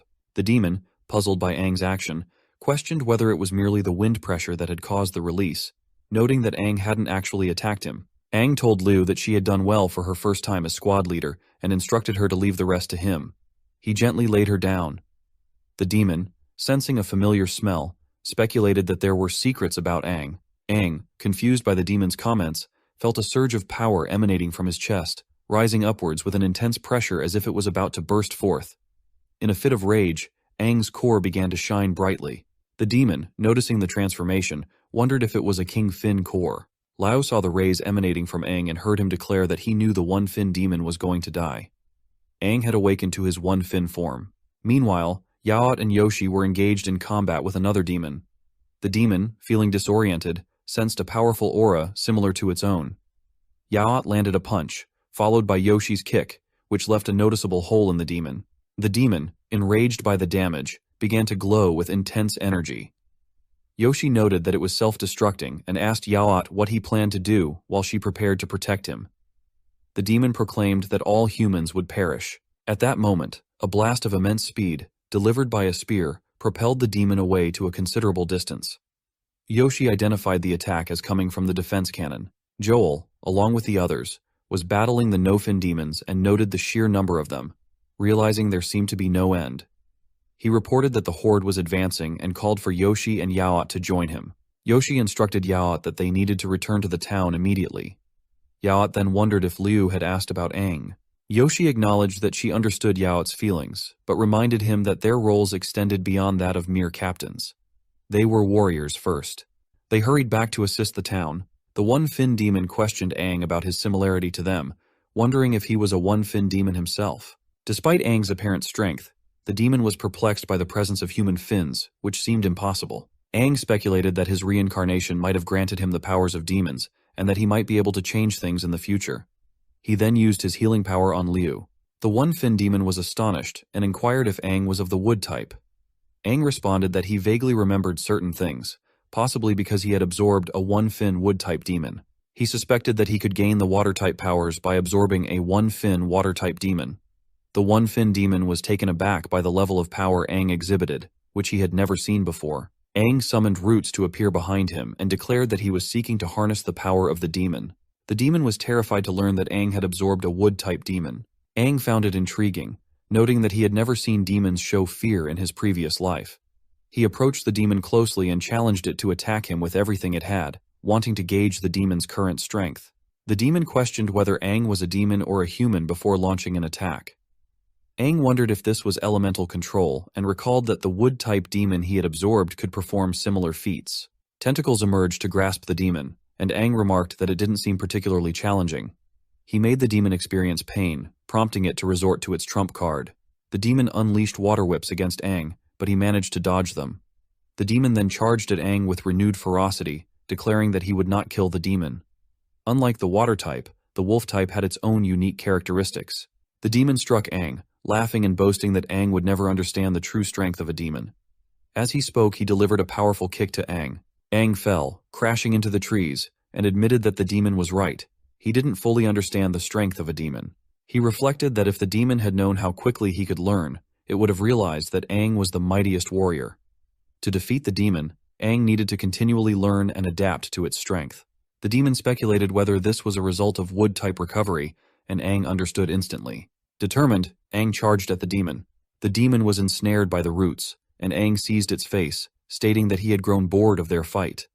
The demon felt something strange within its body before its form was blasted apart. Despite the destruction, its face and water crystal remained intact, and the demon claimed it could disperse its body. Aang countered that while the demon's body might be dispersible, the core, the most crucial part, could not be. He noted the demon's overconfidence and then proceeded to extract the demon's core. He explained that even if the demon were a 7-fin type, it would still die if its core was destroyed. Aang took the water core and crushed it, drinking its essence to absorb its power. Aang noted that it didn't taste bad. The demon inside him urged him to consume more demons and kill the humans. As he slashed at Lu's shield, Aang struggled to suppress the demon within him. He wondered how he could ever kill his own teammate, realizing that he could never do that, and was determined to save her. He pleaded with the demon inside him to leave him alone. The scene shifts to the main gate of the town, where the warriors were fighting against the no-fin demons. Lance observed that the demons were slowly climbing up and, while punching them, asked Misa where Lu and Aang were, noting that only those two were missing. As Misa continued to dispatch demons, she mentioned having heard some warriors talk about two who had sneaked out and were targeted by a one-fin demon. She speculated that these could be Aang and Lu. Lance was shocked to hear that the two had sneaked out. Misa asked him to stop pressing her for information, explaining that the two were indeed targeted by the one-fin demons, and she had no idea what had happened to them. She also wondered why the one-fin demons had appeared so suddenly. Lance instructed her to focus on the demon horde for the time being and continue fighting. Finally, Yoshi and Yacht joined the battle. Joel asked about their cores. Yacht replied that the depletion rate was under control and that Yoshi's core should be in a similar condition. Yoshi asked Joel if he had any plans. Joel explained that since Yoshi and Yacht had killed a one-fin demon, the attacks of the normal demons had weakened. However, the other one-fin demon was not present, and the remaining demons were behaving like a leaderless mob without any clear motive, despite the fact that no fin demons lacked complex thoughts. Joel suggested that they exploit the demons' fear of death. By instilling fear and wearing down their will to fight, they could buy time for the warriors on the wall to regroup. He instructed Yoshi and Yaot to take care of their own cores and to make their next move as impactful as possible. Both agreed, and they ascended to a high position. As they descended, they unleashed a massive explosion. Yoshi noted that, including the previous fight with the one-fin demon, this would be the second time they had used their cores in such a powerful way. Yacht remarked that if only the fire core within him could keep up, he could maintain this state indefinitely. Joel remarked that the explosive power of the red strength core was quite terrifying, and then he plunged into the demons, slashing through them. From above, Misa observed that it was her first time seeing a captain's attacks executed with such intensity. Yaot realized that this level of power must come from the one-fin core and aspired to reach such a level of warrior caliber himself. After a while, Joel checked on Yaot and Yoshi to see if they were all right. Yaot confirmed that he could handle the burden and that his body was holding up. Yoshi mentioned the thrill of the battle. Joel surveyed the scene and noted that their tactics seemed to be working. He then encouraged the warriors to steel themselves and continue fighting. The demonic horde was being pushed back, and the hunters were pleased to hear this. Joel suddenly felt something was amiss and pointed out that something was approaching. As it drew closer, it became clear that it was Aang carrying Lu. Yoshi wondered where the one-fin demon was. Joel told Aang that, even though they had broken the resolve of the no-fin demons, Aang shouldn't act so brazenly among them. If the demons reacted, they would do so instantly. As if on cue, the demons roared and began attacking Aang. The three captains rushed in to save him. Aang only saw them as he exerted pressure to make them all fall. The demons then started to flee. The warriors were elated as the horde retreated. Some wondered why the demons had suddenly withdrawn, and whether they were afraid of the captains. Others agreed, noting that the demons were likely terrified after witnessing the captains' incredible display of force. The warriors praised their captains for their bravery and strength. Yacht wondered if the retreat was due to their actions, or if Aang had played a part. As Aang returned to normal, he noticed that the captains were coming to assist them. In his dreams, Aang spoke with the 8-fin demon, who told him that Aang must surely enjoy his powers. When Aang asked who he was, the demon replied that Aang had seen him before, though it had been over half a century ago, and he should remember. Aang realized that the demon before him was one of the 8-fin demons, and he asked how many there were. The demon replied not to worry, all doubts would be cleared in time. The demon then appeared before Aang, who was lying down, and introduced himself as the Crimson King Fin, the strongest of his kind. He noted that Aang did not panic upon seeing him, which was expected from the mightiest warrior, and that Aang's willpower to resist his manipulation was impressive. The Crimson King assured Aang that he would not be harmed. Aang asked why the demon had chosen his body and what had happened to his own. At that moment, another 8-fin demon emerged from behind Aang. Touching his face, the demon said that Aang would understand in time. He explained that Aang's body was now infused with the power of Crimson, and for both their sakes, Aang needed to work hard and evolve. The Crimson King added that, after this, they would become ever closer to the perfect version of himself. Aang, growing angry, questioned what the demons took humans for, and then got to his feet and punched the demon. In reality, Aang rushed to attack and grabbed Liu's shirt, preparing to punch her. He then regained his senses and wondered what he was doing. Liu slapped him, and others questioned why Aang had acted this way. Jun then arrived and asked if this was how they should treat their savior. The others greeted him as master, while Liu referred to him as father. Joel informed Aang that Sun was the head of the Saito martial family and asked why Aang did not recognize him, given that he was from Hellos. Aang realized that Sun was the father of his teammate and surmised that he had been cared for even while unconscious. He apologized to Sun for the trouble he had caused. Shun reassured Aang not to worry and expressed gratitude on behalf of the Saito family, acknowledging that Aang had saved Sun's daughter. He thanked Aang for his bravery. Jun then instructed all the captains to rest in the training area for the time being and announced that they would celebrate the defeat of the demonic horde later that night. The three captains apologized for any inconvenience caused. Jun mentioned that he had been watching the three of them since they were children, so they didn't need to be overly polite and should treat the place as their home. He acknowledged that he would be troubled by looking after Liu, as she was naturally stubborn. He instructed them to put her in her place if necessary, and not to show her any mercy. Yacht suggested leaving the rest to them, assuring that they would handle their duties. He then asked everyone else to leave, except for Aang and the three captains. Once they were alone, Yacht asked Aang what he knew about the 1-fin demon that had appeared during the exam and the demonic horde. Joel added that, despite Aang being a member of Yacht's team, there was no room for hesitation. He then bluntly asked Aang if he was a demon. Aang asked if they were serious, reminding them that he and Liu had barely escaped from the 1-fin demon. Joel pointed out that Yoshi and Yacht had defeated a 1-fin demon together, and questioned whether Aang was claiming to have defeated one on his own. He then demanded to know how Aang had managed to escape. Aang wondered if there was really no other way to explain his actions, and what excuse he could offer. Joel pressed him, suggesting that Aang might be working with the demons, which could explain why the demons allowed him to escape each time. Aang contemplated whether he really had to reveal his secret, and what the consequences might be. He feared that if he confessed, they might kill him immediately, and he worried that they wouldn't believe he was human. Instead, they would see him as a threat due to the powerful demon within him. Joel's stern expression made it clear that he wanted answers. Aang wondered if he truly had to fight against them, and if this situation was really happening. Yoshi intervened, telling Joel that it was enough. He explained that only a 4-fin demon could transform into a human, and it didn't seem likely that Aang was such a demon. Even if he were, there would be no reason for him to come to a sea-level town like theirs.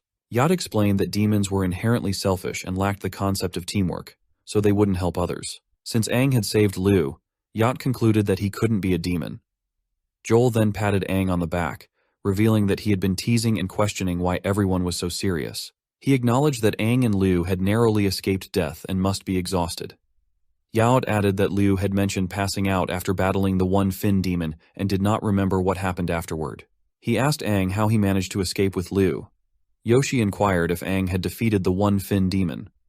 Aang reflected on how he had indeed defeated it, and realized that his worry about the demon within him had nearly made him forget. He claimed that he was a genius, and acknowledged that his ability was a bit much. He explained that he could instantly optimize and enlarge the core's strength, which allowed him to briefly surpass his current power. This was his secret trump card. Yoshi noted that Aang's description of his abilities sounded similar to how they used their core's power explosively. Aang agreed, and wondered if they would believe him if he explained further. Joel remarked that if what Aang said was true, then Aang was indeed a genius. Yahello asked if Aang was suggesting that he used this skill to defeat the demon in the cave as well. Aang confirmed that he had invented this technique the first time he faced a one-fin demon. He explained that his body had absorbed all the power from the core instantly, allowing him to defeat the demon with a single attack. He had blasted the demon to pieces when its guard was down, but because it was his first time using the technique, he passed out afterward. He had used the same technique again to save Liu, but his body could not handle the output, causing him to pass out once more. Yacht considered that if Aang's account was true, it would explain why the core in his chest was damaged both times. The amount of power had exceeded the limits. He marveled at Aang's genius. Yoshi agreed that if Aang's explanation was accurate, it validated Aang's claim that it was too much for him to handle. Yoshi noted that their technique was similar, but they had trained to limit the burden on their bodies when using their core explosively. Since Aang could not control it as they did, he advised that Aang should refrain from using the technique again, until he learned to control it properly. Yacht agreed with Yoshi and said that if Aang was truly a genius, there was no reason to turn down a sparring match. They moved to an open area with Aang preparing to face Yacht. He thought that Yacht still didn't fully trust him. Yacht, appearing enraged, challenged Aang to attack. Aang braced himself, wondering how he would fight Yacht. Even though his current power was considered basic compared to his past abilities, his body couldn't handle a full-on fight. He contemplated whether he should try using the demon's strength. Yacht rushed in with incredible speed, but Aang managed to dodge, witnessing massive destruction as a result. Yoshi called out to Yacht, urging him to control himself. Yacht replied that, if nothing else, Aang's reactions were commendable. Aang realized he was relying entirely on his past life experience, but this was already his limit. As Yacht attacked again, Aang dodged and noticed that Yacht was causing extensive damage to the arena, treating it as if it were his own home. Yacht moved swiftly to grab Aang by the neck, asking if that was all he had to offer. Aang realized that his body couldn't escape Yacht's grip. Yacht then slammed Aang against the side wall. Joel observed that Yacht was going overboard and suggested they stop him. Yoshi reassured him that Yacht wasn't the type to harm someone unnecessarily. Yacht taunted Aang, questioning whether he truly deserved the title of genius. Aang, unwilling to be looked down upon, recalled that he was called a king by the warriors. He thought that if Yacht knew who he really was, he might view Aang differently. Since Aang had claimed to be a genius, he felt compelled to demonstrate something worthy of the title. Acknowledging his reincarnation, Aang decided to stop adhering to his old limitations. He resolved to use the demon's power within him, considering that Yacht, being a 209-month-old child himself, wouldn't mind a little trickery. Aang unleashed his aura, surprising Yoshi. He challenged Yacht, saying it was his turn to attack. Yacht sensed something unusual in the air. Aang believed that by harnessing the demon's power, he could even enhance the synchronization rate of the low-quality core in his chest. It seemed he could unlock the body's full potential merely by altering his consciousness. Joel wondered if he could also sense this increase in synchronization. Yoshi questioned whether it was truly possible for an obscure sea-level town like Helos to produce someone as talented as Aang. Yacht noticed that Aang's synchronization rate had risen to 40% and was still climbing. Liu's rate was at 39%, and Aang had surpassed her. Aang instructed Yacht to stay focused before rushing in to punch him. Yacht realized that Aang was now twice as fast and that his own performance had improved. Aang mentioned that it was merely a feint. Yacht suspected that Aang was using the brief lapse in his reaction and a low body attack to throw him off balance, and that Aang was not attacking recklessly. Then Aang delivered a kick to Yacht as well. Joel thought it was a barrage of attacks and wondered where Aang had acquired such a high level of battle experience. Shun arrived, noting that it wasn't a good idea to be in close range with a brawler like Yacht. Yoshi and Joel approached Shun, who asked when he had arrived. Shun explained that he had come while they were focused on the battle. Joel apologized, explaining that Yacht wanted to use the training ground for a small spar with Aang, and apologized again for the minor disturbance. Shun glanced at the broken floor and inquired if that was the minor disturbance Joel mentioned. Joel assured him that Yacht would cover the damage. Jun said it was fine and expressed curiosity about Aang, who shared the same name as the mightiest warrior. He wondered how Aang would handle Yaot's counterattacks. Yaot had caught Aang's leg. Shun remarked that Yaot had always been like that. As soon as he saw an opportunity to counter, even if just for a moment, he would seize it with precision. His many years of fighting demons had only sharpened his judgment. Shun observed that having his ankles and movements seized in this manner would be difficult for Aang to escape, and it seemed Yaot was about to learn a painful lesson. Aang told Yaot that it was actually he who had caught Yaot.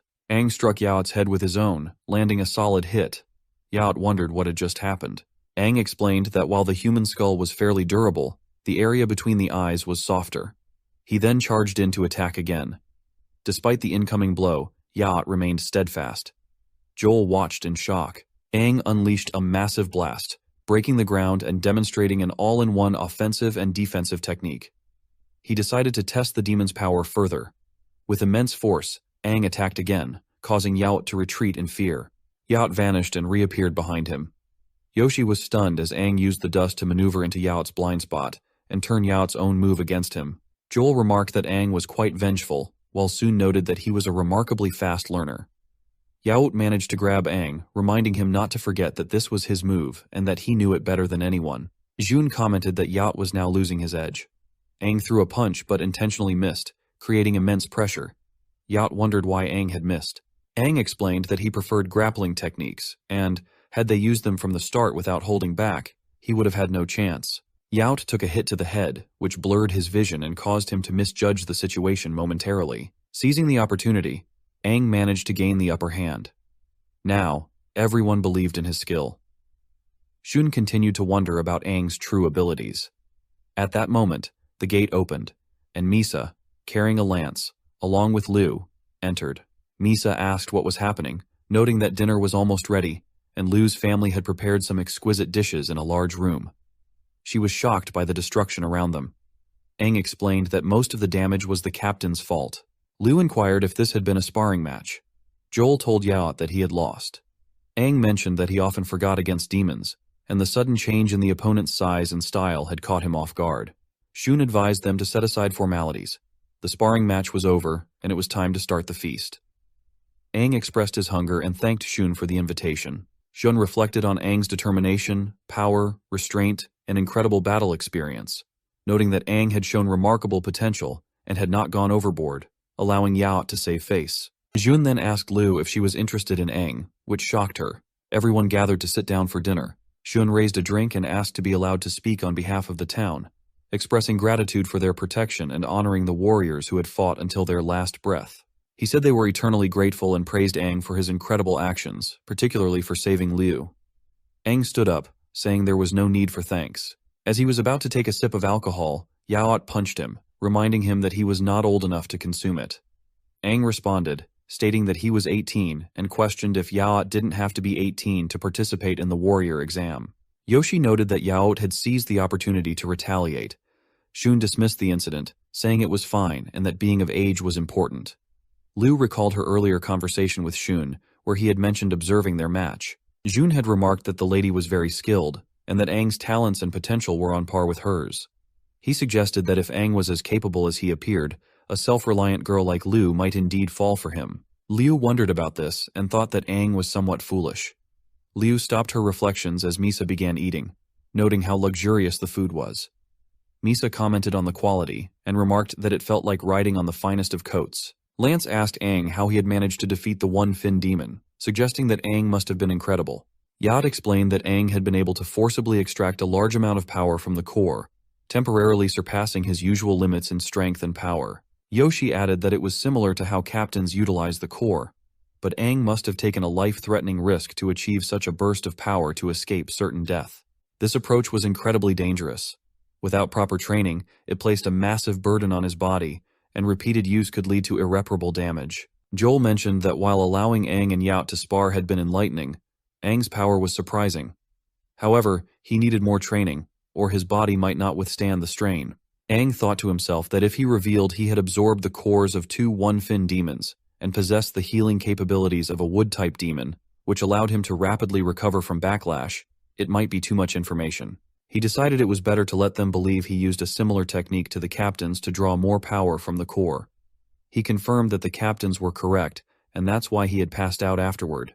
It was clear he needed to train his body significantly. Lance expressed surprise at Aang's abilities and remarked on how incredible he was, hoping they wouldn't fall behind. Liu marveled at Aang's capabilities, understanding now why he was able to save her. Yacht mentioned that they had initially intended to punish Aang and Liu for their actions during the Nightmare Expedition. However, seeing that they had both defeated a one-fin demon, they decided to let it slide, though he warned them not to repeat such behavior. Joel noted that there was no time to relax, as the squad competition was still ongoing.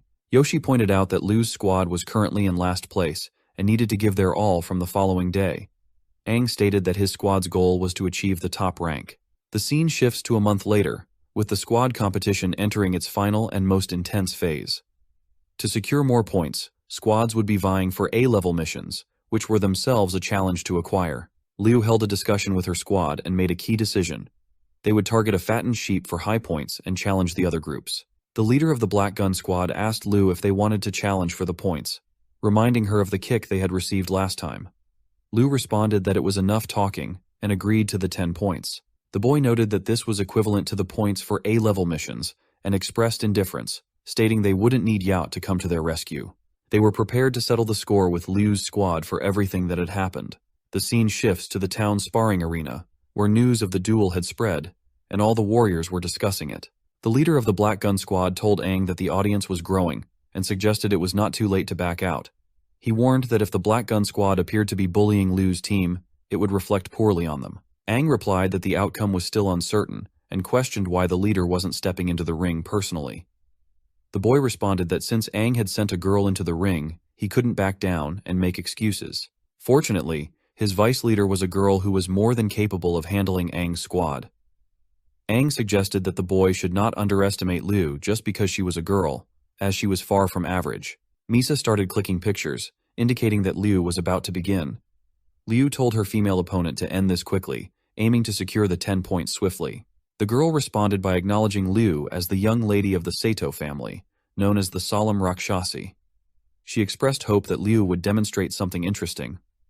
Liu charged forward to attack, but the girl managed to block the strike. She wondered how Liu, a green core recovery type, could move with such speed, comparable to a blue core agility type. Liu disarmed the girl, and reflected that, while veteran teams had more experience and relied heavily on squad tactics, their individual skills often fell short. Although fighting as a team was effective, personal skills were essential and could not be neglected.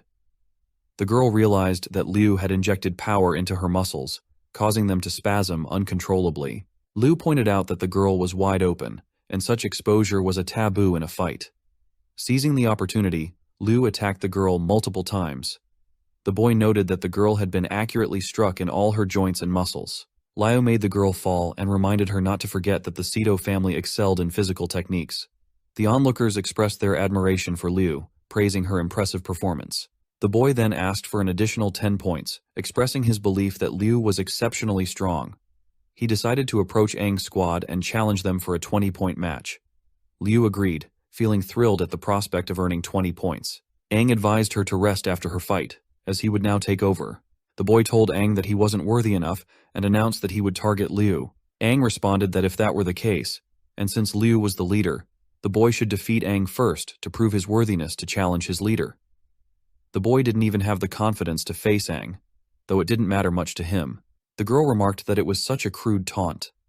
The boy then declared that he would beat Aang so severely that Aang wouldn't even recognize his own mother. His teammates were shocked to hear such a threat. Misa was now ready to capture a good shot of the duel. Aang and the boy took their positions on the battleground. The boy, drawing his gun, revealed that he had switched to air bullets used for training. He assured Aang that while the bullets would hurt, they wouldn't cause serious injury. Aang thought to himself that training bullets were a concept he hadn't encountered in his time. Back then, a ranged warrior would use live ammunition from the start. Aang told the boy not to miss his shots. One of the members of the Black Gun Squad commented that such words were expected from a rookie. The leader of the Black Gun Squad had top-notch aim among all the warriors, and he felt embarrassed for Aang. The leader told Aang that confidence was good, and that they were allowed to use any weapon. He then asked Aang to ensure he wouldn't accuse him of bullying. Aang recalled that he had a combat dagger, and mentioned that in his past life, he had used another weapon that was unique and considered it his companion. He wondered if it still existed. Aang decided to fight with his fists and asked the boy if that was acceptable. The boy was shocked by Aang's decision, and his teammates wondered what Aang was planning to do. The boy laughed derisively and questioned if Aang really intended to fight him unarmed. He wondered if all rookies had become so cocky. He gave Aang a chance, but since Aang chose to fight barehanded, the boy agreed to his request. Aang found the boy to be excessively talkative and thought someone should install a silencer on his mask. The boy warned Aang again that even if a lion were hunting a rabbit, it wouldn't hold back. He promised that he wouldn't show any mercy and would make sure to reclaim all the points they had lost. Aang agreed and expressed his hope that the boy would go all out. Lance wondered how their opponents would react when they found out that Aang had defeated the other one-fin demon and won his spar against Yacht. Misa mentioned that this was why she was eagerly anticipating Aang's battle. Lu thought that if Aang won against Yacht, it would imply he was better than her. As the squad leader, she couldn't allow her teammates to surpass her. She remembered her father's words whenever she looked at Aang and found herself unable to focus on those thoughts at the moment. When the battle started, the boy moved quickly, trying to gain some distance. He planned to turn Aang into a beehive before Aang could make any move against him. Lu noticed that the boy didn't fire immediately and repositioned himself. Aang thought that he had already shown his strength to the three captains, so there was no need to hide it any longer. His objective was clear. They were aiming to be the top rankers. Furthermore, if he intended to challenge the demon within him, he needed to recover the strength he had before. He must surpass his previous self and become stronger than ever. The boy prepared to attack, declaring that he wouldn't show any mercy to Aang. Aang thought that this would be an opportunity to train the demon within him and turn it into his own strength. He dodged the bullet and charged towards the boy. The boy referred to Aang as an idiot and pointed out that he was holding a guided missile in his right hand. The boy fired a barrage of bullets, and Aang realized that the high-velocity, lock-on bullets would be difficult to evade, even for agility-type blue core demons. If even one of them landed, it could be disastrous. Aang was glad he had chosen this boy as his opponent, as it would allow him to test his current capabilities. He decided to use his water skills to mount an attack. Onlookers marveled at how Aang dodged the bullets, noting that his movements were as fluid as water. The boy remarked that he hadn't wanted to use his trump card just yet. A member of the Black Gun Squad thought that his leader's gun was excellent at storing power and could imbue the bullets with energy for a more powerful strike. As Aang approached the gun, his opponent challenged him to see how he would evade the high-accuracy explosive rounds from point-blank range. Aang punched the gun, sending the shot into the air and causing the boy's aim to miss. Aang then struck the boy's hand to take control of the gun and kicked him, making him fall. Aang placed his foot on the gun and announced that he had earned 20 points. The boy trembled and insisted that it was impossible. Lance and Mina praised Aang for his performance. Lu, unable to clearly see what had happened, wondered where Aang had learned such skills. The squad ultimately gained 30 points from their encounter with the Black Gun Squad and attracted the attention of others. Soon, many more warriors, including older squads, came to challenge them. Motivated by the thrill of victory, Lu's squad accepted these challenges, with points on the line. They won more than they lost, and their points soared at an alarming rate. By the end of the month, despite the envy of other squads, Lu's squad stood at the top of the rankings and secured their place in the finals. The final competition was set to be held between three squads. The scene shifts to the three captains, where Yoshi expresses her emotions every time they return to the ruins at the end of the month. She observes their squads improving step by step and notes that it is usually the same faces each time. She then inquires how Lu's squad managed to shoot to the top of Yacht's squad rankings in just a few days. They had defeated 8 different teams, and she heard they used their points strategically to challenge other squads and won most of their fights. Yoshi criticizes this as a ridiculous method and asks Yacht to put a stop to it. Yacht replies that the points were earned through their own strength, and there is no reason to stop them. He adds that with Aang and Lu on their team, their squad is already strong. He has secretly observed a few of their fights and found that the other 2 members of their squad are also quite capable. They arrive at a gate, and Joel comments that it has been many years since a new squad entered the squad finals, creating quite a commotion outside. Yacht opens the gate, steps onto the ground, and expresses his anticipation for the upcoming matches. A girl asked how a squad that couldn't even make it to the finals could be considered a threat, and whether the other squads under Yacht were so weak. Another girl warned her that they might overhear. The girl speaking was from Yoshi's team, the Sunflower Squad. Joel's team, the Luminous Squad, was also present.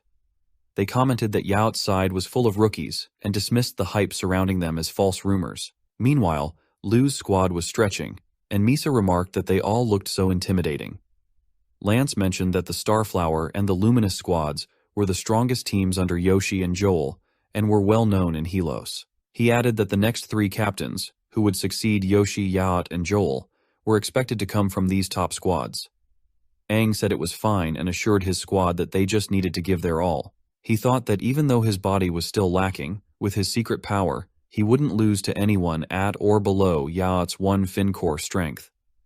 He was confident that winning should be a breeze, and he was mainly curious about the prize.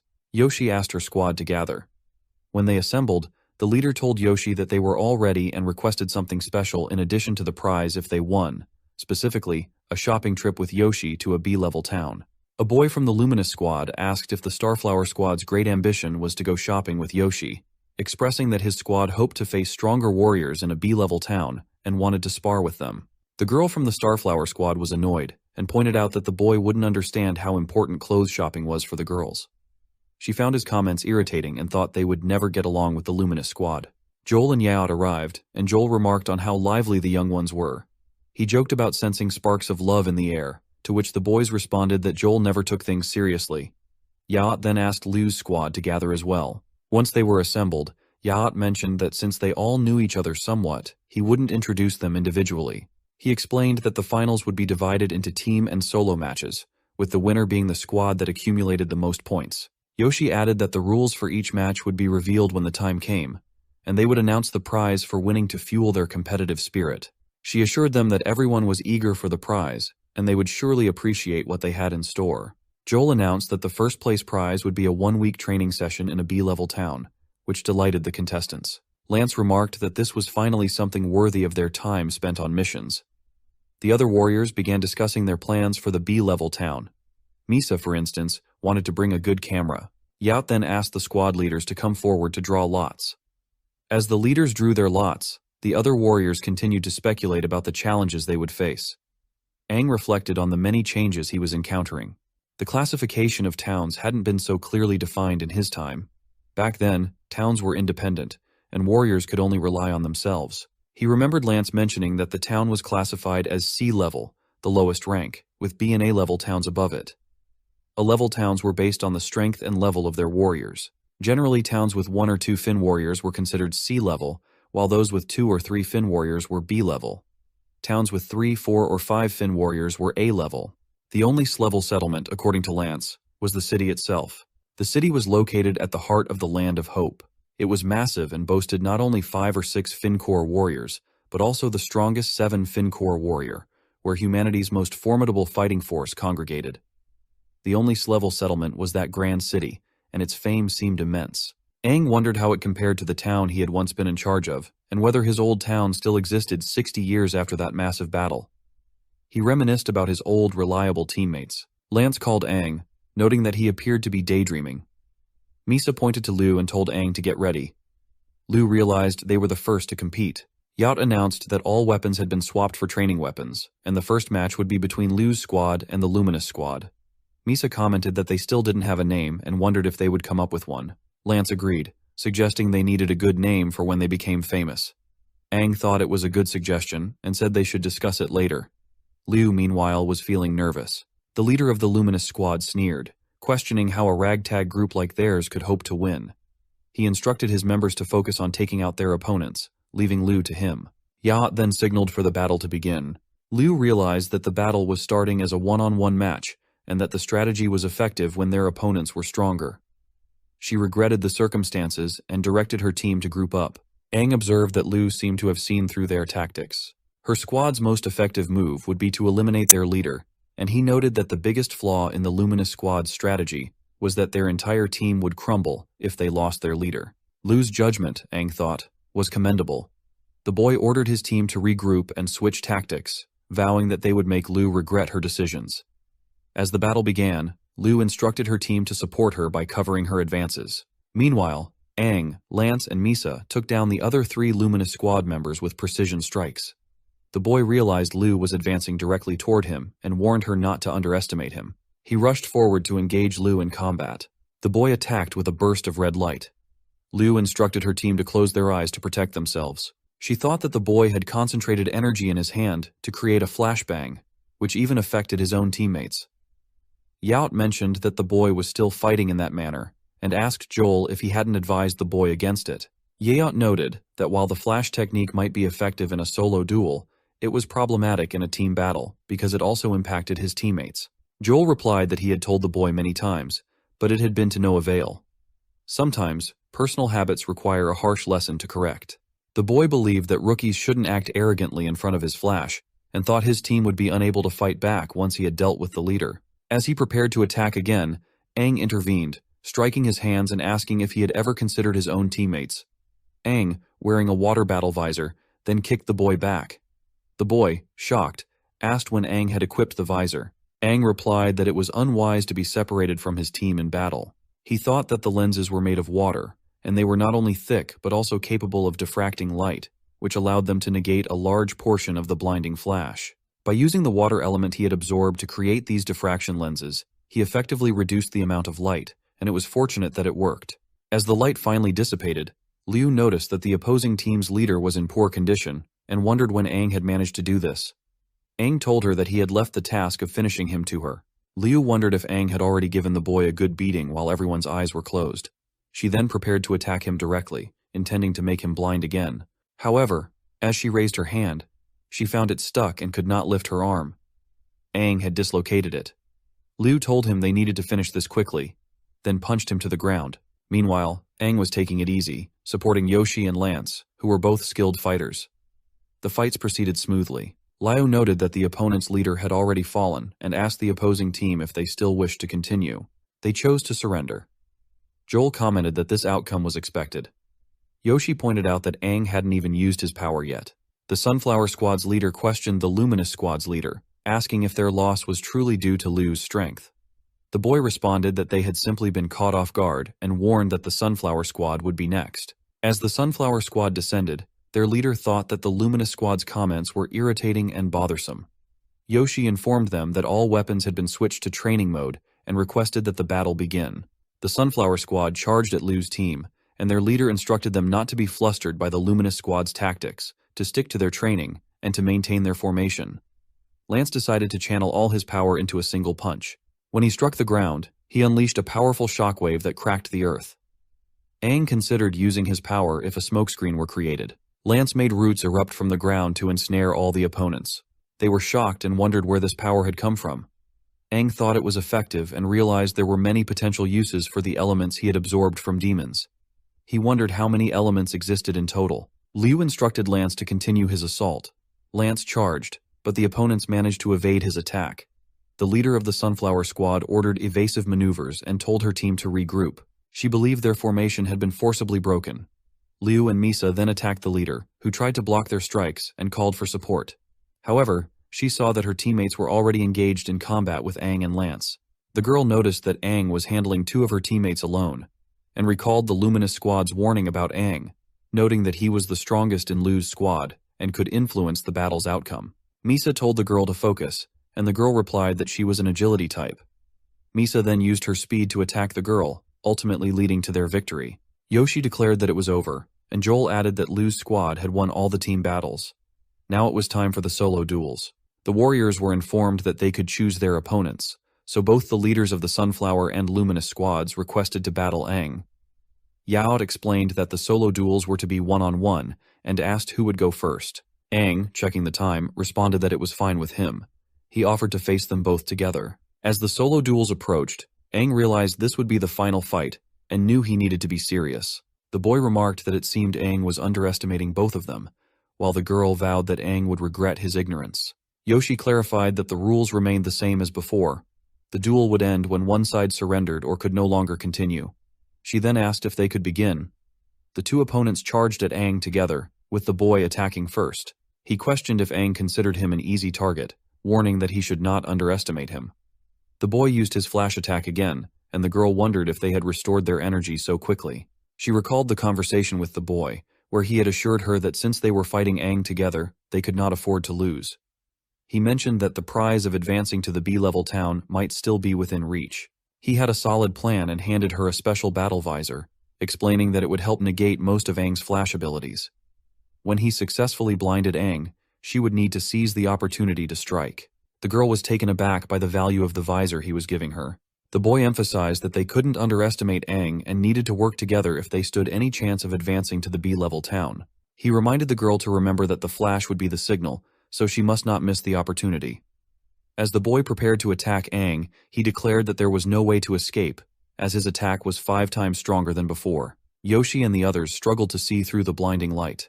The girl noted that the boy had converted a significant amount of gathered energy into an intense flash of light, even more powerful than the one used in the previous finals. Joel remarked that using such a large amount of energy meant that the core could not sustain it for long, indicating that they needed to finish this quickly. Misa admitted she was unable to see through the flash either. The leader of the Sunflower Squad thought that Aang would only be temporarily blinded and decided to maximize her agility to strike him down swiftly. As she located him and prepared to attack, Aang looked at her and said he knew she would come after him. The girl was shocked by his gaze, which felt as though something horrifying was fixed upon her.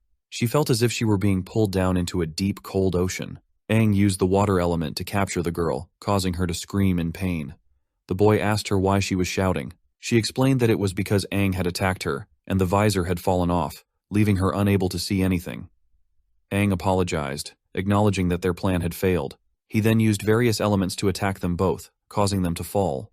Yaot observed the flashes of light and dust and hoped the warriors knew how to control their power to avoid casualties. He jumped to the ground to check the situation and sensed a different aura. Aang announced that it was all over, and as the dust settled, the boy noticed someone standing in front of Yaot. He asked if that was their leader and whether they had won. Liu denied this and guessed that it would be Aang. Lance, Misa, and Liu approached Aang. Lance praised him, asking how he managed to counter their attacks amidst the blinding light and defeat 2 opponents simultaneously. He noted that they could only see clearly after the light had dissipated and acknowledged that the battle was over. Aang revealed that he had managed to grab their visor and expressed satisfaction with having taken those items. Liu wondered why Aang always made her feel that something was not quite right. Then, Yaot approached their squad, informing them that they had won the tournament and congratulating them. He remarked to Aang that he was constantly surprised by him, especially by how he managed to counter and attack the 2 squad leaders. Aang humbly replied that Yaot was flattering him. Aang thought to himself that he was the mightiest warrior and that not even the most challenging body could have caused him to lose to those opponents. He felt he could have won solely based on his battle experience, though he acknowledged that using his powers had made the fight easier. Yaot assured them that, in any case, they would be rewarded. The next day, they would be taken to the underground tunnel leading to the nearest B-level city, where they would begin a week of training. This news made everyone happy. Yaot told them to get ready and that they would meet in the morning. As they were leaving, Lance mentioned that he had heard there were 3 top warriors in those cities and was looking forward to meeting them.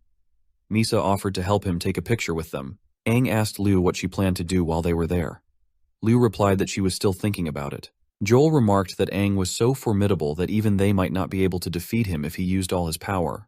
Yaot responded that Aang didn't belong there and would continue moving forward.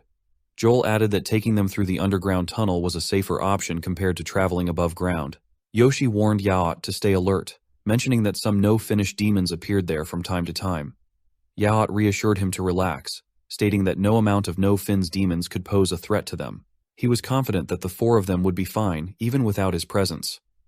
The underground tunnel, once a bustling travel hub, was now in a state of ruin and primarily used just as a passage between cities. The scene then shifts to a terrified warrior running away, only to be killed by a 2-finned demon. The demon commented that the humans were weak and that it was so boring. It lamented its predicament, wondering how it had become lost underground. The next day, Yaot and Lin's squad arrived at the underground passage. Misa was thrilled to see it and excitedly took pictures. She remarked that the place seemed very old and asked when it had been built. Yaot revealed that it was older than he was. Misa commented on how desolate it appeared and wondered if people had really used the place. Yaot explained that after the fall of many great warriors in the Battle of Dawn, the number of elites had drastically decreased, making it impossible to expand territories or carry out missions. The number of power crystals they relied on had also dropped alarmingly. As they were severely lacking in power crystals, the once unparalleled underground network had gradually been abandoned. He noted that the network was built during the time of the greatest warrior, Aang. Misa expressed surprise that it was constructed during such a prominent era. Aang remarked that it was only natural. Yaot, growing irritated, clarified that Aang merely shared the name of the great warrior and had no connection to him. He ordered Aang not to make jokes about the mightiest warrior. Aang told Yaot that he was ruining the show. Misa commented that it felt like the captain's head was on fire. Yaot then composed himself, realizing that he had been too relaxed around them and had lost his cool. He reassured them and urged them to continue. Aang reflected on the structure, thinking it resembled something he had proposed in a past life. Yaot corrected him, explaining that it was actually a massive underground network connecting the cities, serving as the safest and most just merchant route. No one would have anticipated that such an impressive system would be abandoned after Aang's death. Lance inquired about the energy crystals Yaot had mentioned, asking if they were the same as the demon cores found in their chests. Yaot explained that the energy crystals could be seen as a union of many demon cores. A single demon core could enhance a warrior's power, but refining multiple demon cores together was a complex process.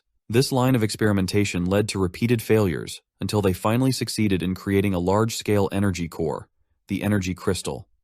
This crystal was crucial for powering their cities. This was comparable to the electricity they had in the past, and high-level future operations would involve group hunts. The goal was to collect more demon cores to refine into energy crystals, which would then be distributed throughout the hierarchy. They were heading to the B-level city of Peta, not only to expand their knowledge, but also to acquire the energy crystals allocated to them. Misa asked what would happen if the city's energy core ran out and there were no replacements. Yacht responded that it would lead to total paralysis. Everyone was shocked to hear this. Yacht explained that without power, normal living conditions would be impossible. The city's most critical systems, such as the defense mechanisms and weapons, would become inoperative. In such a scenario, without protection and with many appliances out of service, humans would be forced to flee their homes, a city's greatest disaster. However, there was no need to worry. Since their town of Helos wasn't very large, their energy crystal could still last another 3 months. They typically traveled to Peta every month, so this was just a precautionary measure, and there was no immediate cause for concern. Misa felt that Yaot's explanation had scared her. Yaot warned them that they needed to be mentally prepared. A B-level city like Peta didn't only have 2 5-fin warriors, but also 3, including one whose synchronization rate was 69%. Liu, Misa, and Lance were shocked to hear this. Aang, on the other hand, thought to himself that he was a 7-fin warrior with a synchronization rate of 96%.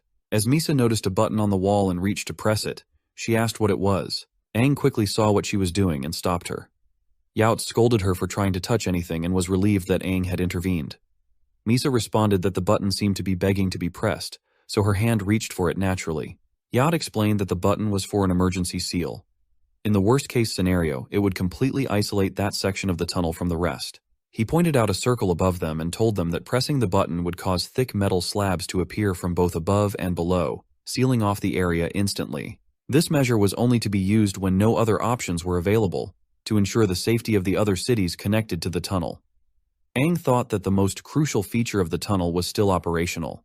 However, he sensed a killing intent coming from ahead, growing closer. He prepared for battle and moved forward a bit. Yaot then detected the smell of blood and, glancing at Aang, wondered if Aang had noticed it earlier. Yaot's nose was as sensitive as it could be, and he realized it was just instinct.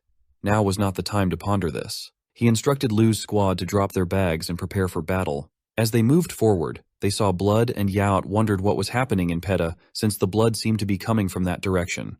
They encountered a warrior from Peta, severely injured, who asked if they were from Helos before collapsing. Aang asked the injured man if he was all right. Yaot inquired about what had happened in Peta. The man told them that a demonic horde had attacked the city. Yaot realized that Peta must have sounded the evacuation alarm. Liu, upon hearing this, asked if they needed to go help. Yaot explained that the only scenario in which the city would use the evacuation alarm was if all of its warriors were dead. Aang was enraged at the news of the city's fall and the countless lives lost once again. They saw sparks from the direction of Peta, indicating that something was attacking the injured warrior. Aang felt a pang of regret for not focusing and reacting sooner. As a demon appeared, it grabbed the injured man's head and looked around at the others. It declared that all of them needed to be killed and that the dead should not be speaking. With that, the demon killed the warrior. The demon pondered whom he should kill first. He attacked Lance, but Yaot intervened, deflecting the demon's strike away. The demon remarked that the new warrior was stronger than the previous one. Yaot realized that this was a 2-fin fire demon, exceptionally powerful. He knew he couldn't withstand another hit and needed to prioritize protecting the 4 of them. He didn't have the energy to overthink the situation. Yaot grabbed the 4 of them and led them to flee. The demon pursued them relentlessly. Yacht reached the button on the side wall, but the demon was closing in, taunting them with threats of death. Aang pressed the button, pushing Yacht and the others to safety. He stayed behind with the demon and the injured warrior from Peta. The demon declared that Aang was merely delaying the inevitable and promised that Aang would die. As the gate began to close to protect the others, Aang struck the button to activate the seal. Lu warned him to be careful. The gate finally closed, and she asked if he was all right. Yacht reminded them that not long ago, Aang had instructed them to save the three of them. He urged them to stay calm and recognize that Aang had given them a chance to survive, which they shouldn't squander. It wasn't safe to stay there, so he urged them to hurry and leave. Lance noted that the demon was a two-fin and that even Aang would find it troublesome. Misa agreed, stating that they couldn't simply abandon Aang.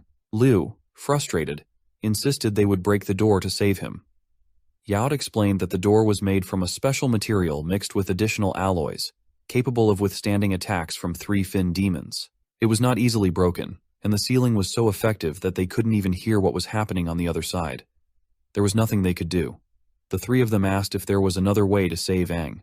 Yaot admitted that even with the help of the other two captains, there was no guarantee of success. However, he then found a potential solution. He urged them to follow him, leading them to the offshoots of the tunnel. One of these tunnels led to the A-level city of Brian, where they could seek help.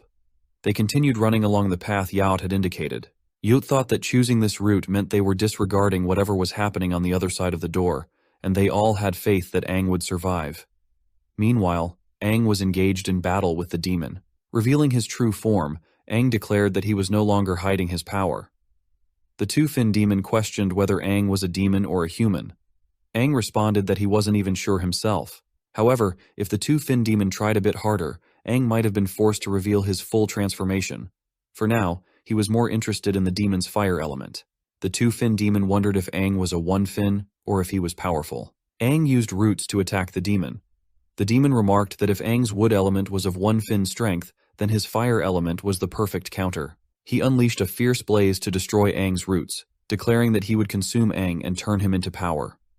The demon launched a fire blast, but Aang dodged the attack, causing the fire to strike the door instead. The demon taunted Aang, stating that he would be burned if he came any closer. As the demon attempted to escape, Aang used water to counteract the fire and created a powerful blast. He then seized the demon's core and lifted him up. A large number of demons attacked Aang, who discovered that they were all no-fin demons.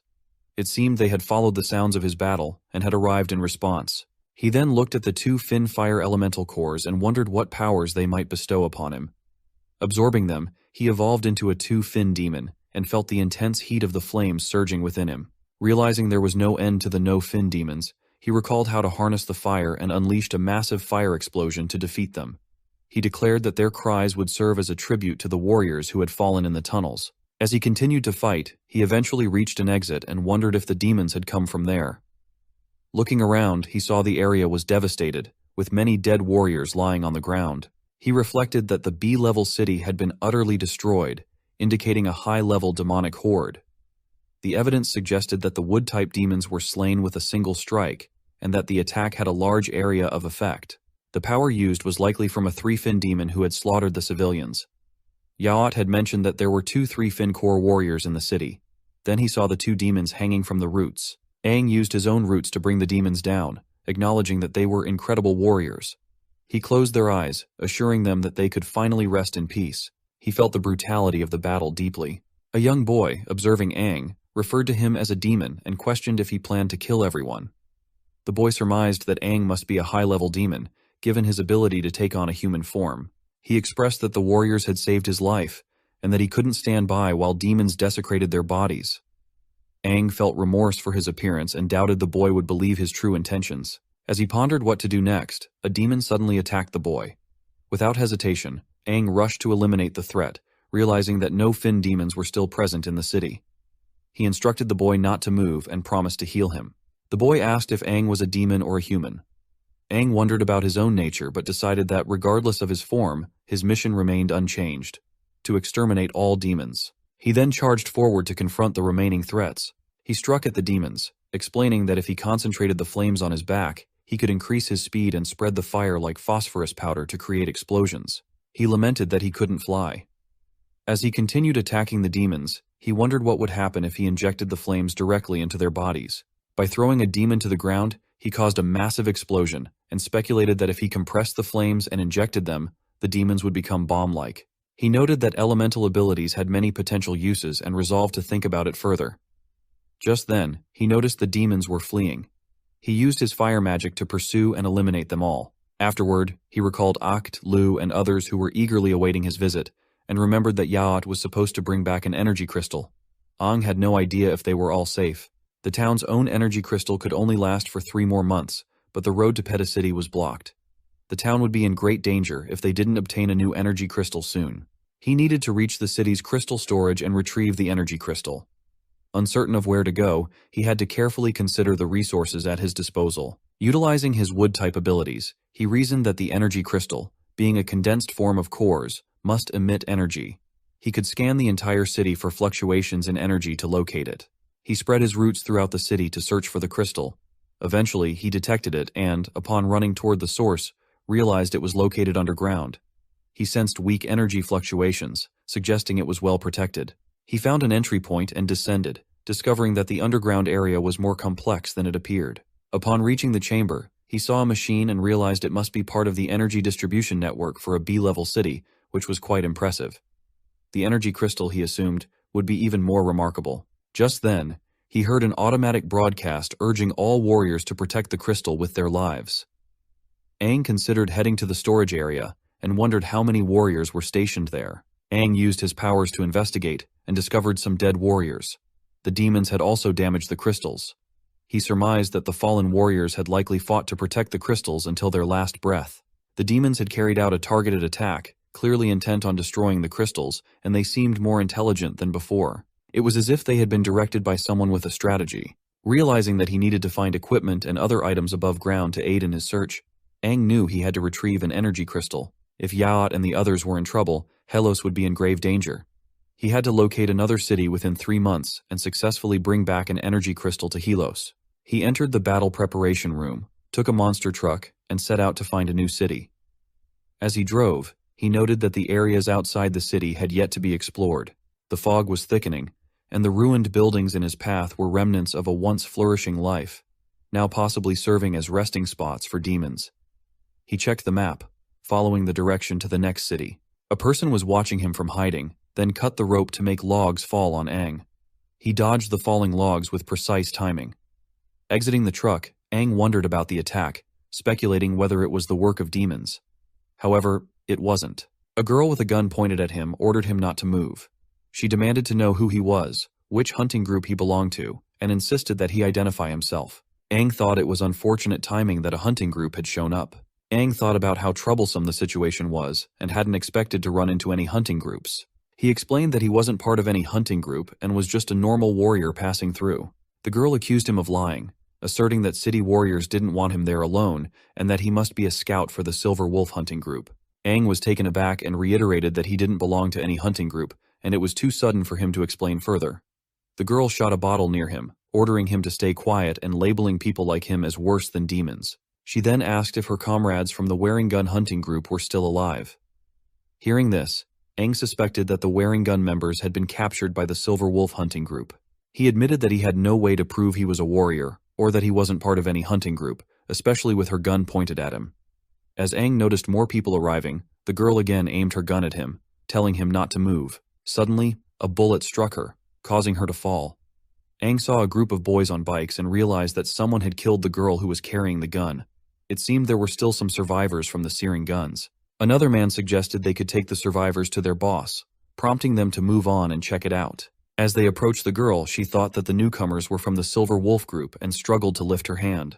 One of the men grabbed her by the head and remarked on her being a woman, which he found astonishing. He looked her over and commented that she was cute, considering doing something with her. Aang then arrived and kicked the man away. He expressed his disapproval of getting involved in the personal matters between hunting groups, but noted that the Silver Wolf members were scum. Given his bad mood from the day's events, he was offering them a chance to leave.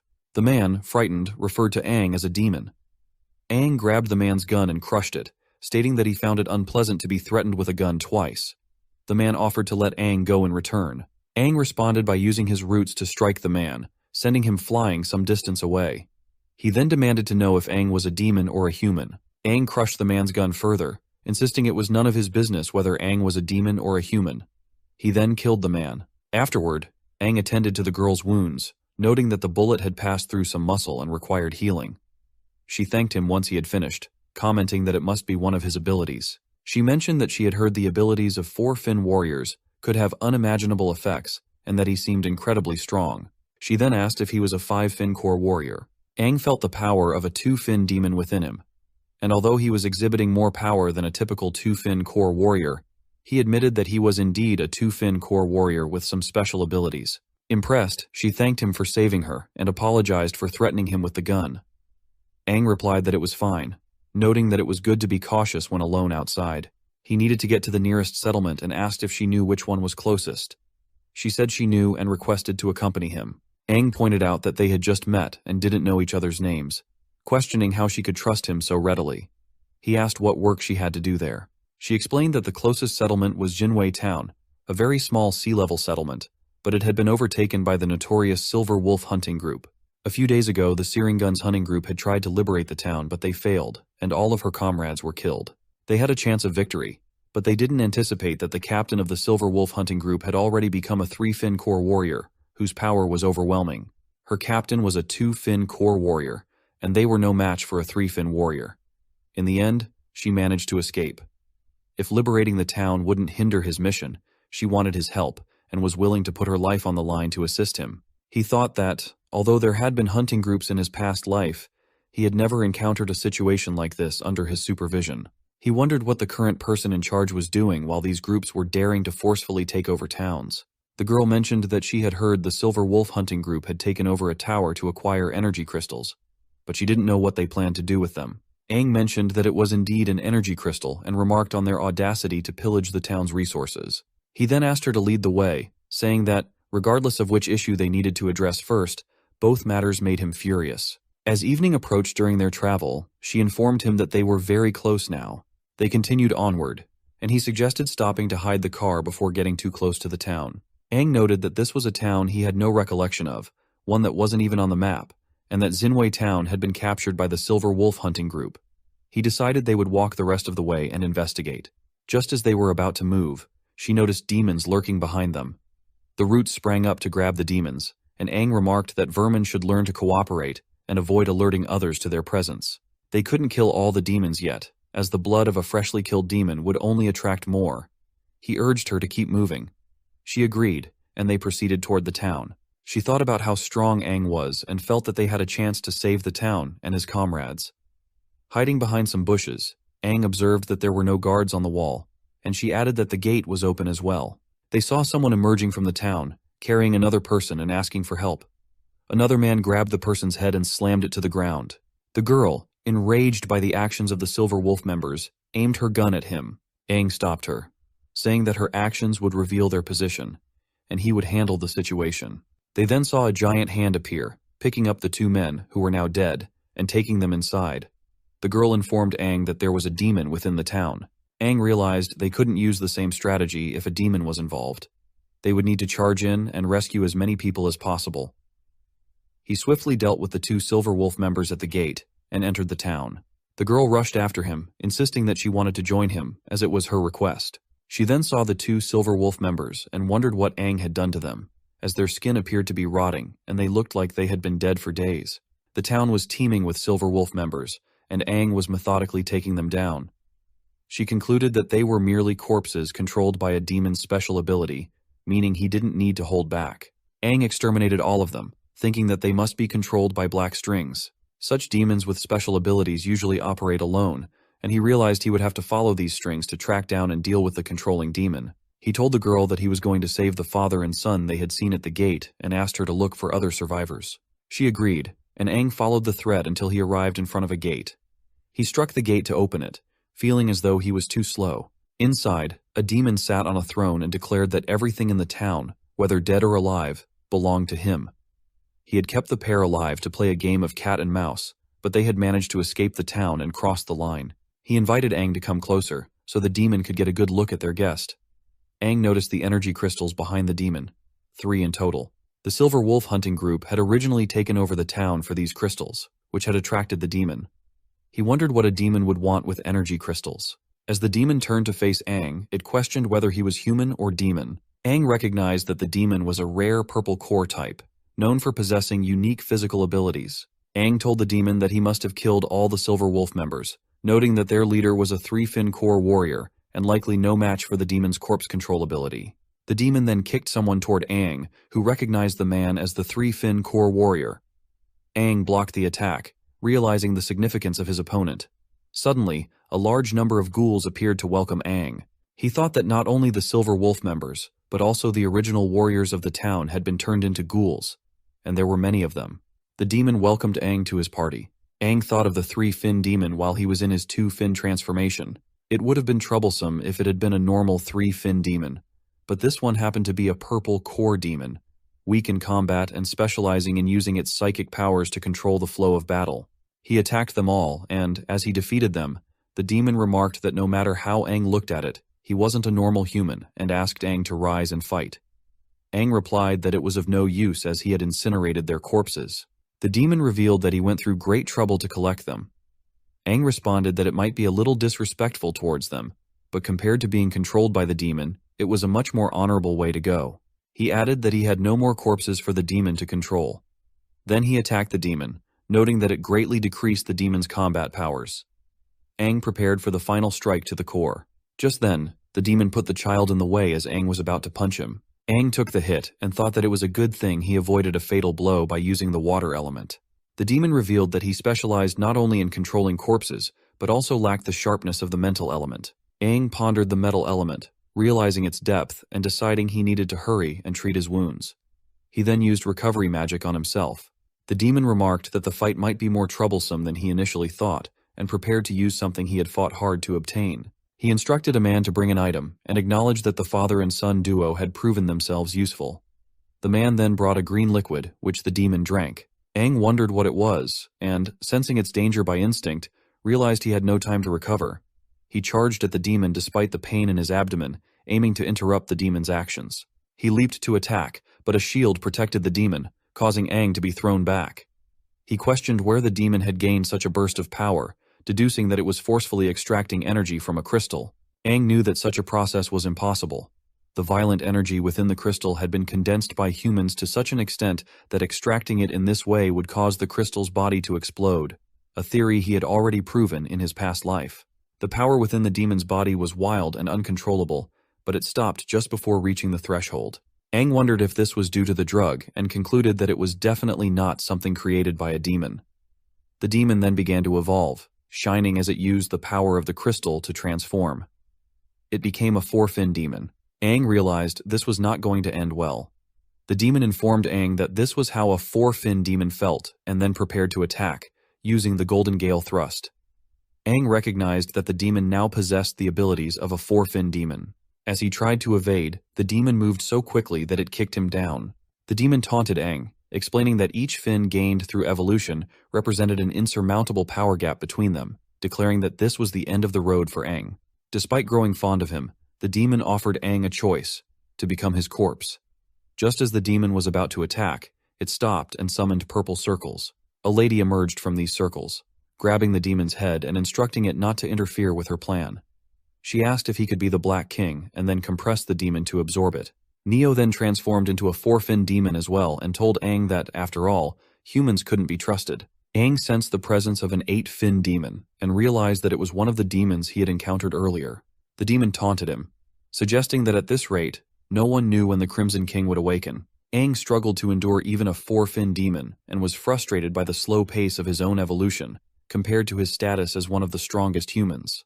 The demon used her power to make Aang fly and then utilized a stone to force his evolution into a 4-fin. She inserted the crystal into him, leaving Aang to wonder what the demons had done. He considered whether skipping the 3-fin stage might have been possible. Aang began to feel excruciating pain, realizing he was on the brink of explosion. His body couldn't handle the burden of the 4-fin core. The demon questioned whether he was truly so weak that he couldn't even absorb the energy of a mere 4-fin demon. Lights began to emanate from Aang as he struggled, telling the demon he was about to burst and asking for assistance. The demon activated the 8-panel space lock, enclosing the area around him, and instructed him to hold on. The demon inside Aang spoke, revealing that she had disturbed Boss's slumber. The girl demon recognized the voice and was familiar with it. Aang's demon then asked her if she had forgotten what he had told her.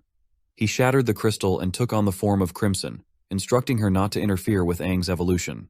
Realizing it was Crimson, she embraced him, saying that she was glad he had finally arrived. He responded that it had been a long time since they had seen each other.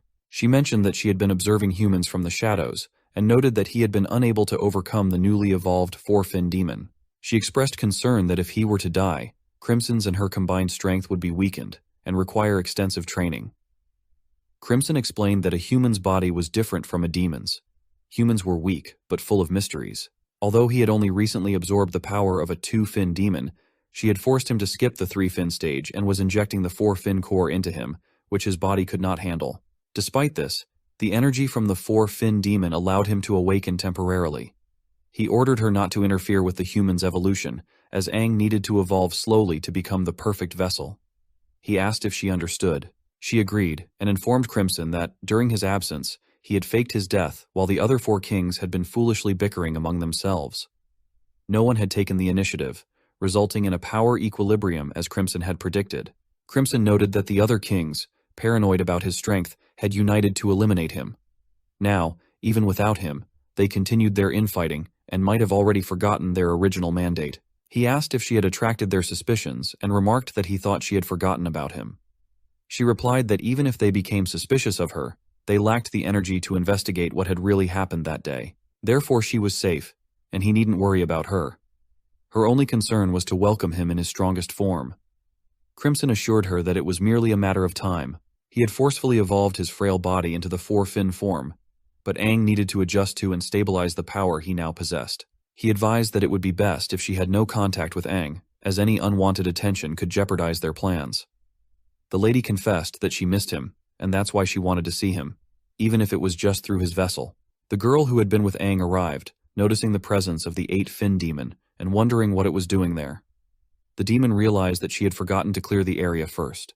Crimson then attacked the girl, intending to kill her, and taunted Aang by revealing that he was a demon. Once Aang returned to his normal state, he saw that the girl had been killed by Crimson. Consumed by rage, Aang unleashed a red beam into the sky and underwent the four-fin transformation. Aang reflected on his conversation with the girl, who had expressed her dream of going to Dawn City to become an apprentice florist because she loved flowers. He burned parts of the town, including the form that had killed her, and thought about how cruel and cold the apocalyptic world was. He believed it needed more beautiful flowers to restore some of its lost warmth. Aang struggled to forgive himself for the incident, feeling that it occurred because he couldn't control the demonic power within him. He hoped the fire would protect her body from the ravages of demons, and wished her to rest in peace.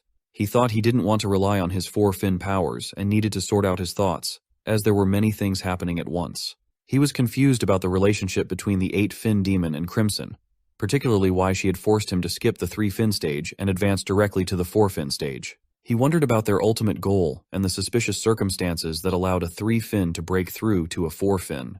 This was not something a demon could achieve alone, so he speculated about who might have supplied or acquired this power. Such advanced engineering could only be managed by a major city or the highest level of organization, and Aang wondered if it had been developed in Dawn City. He realized he needed to find a large city quickly.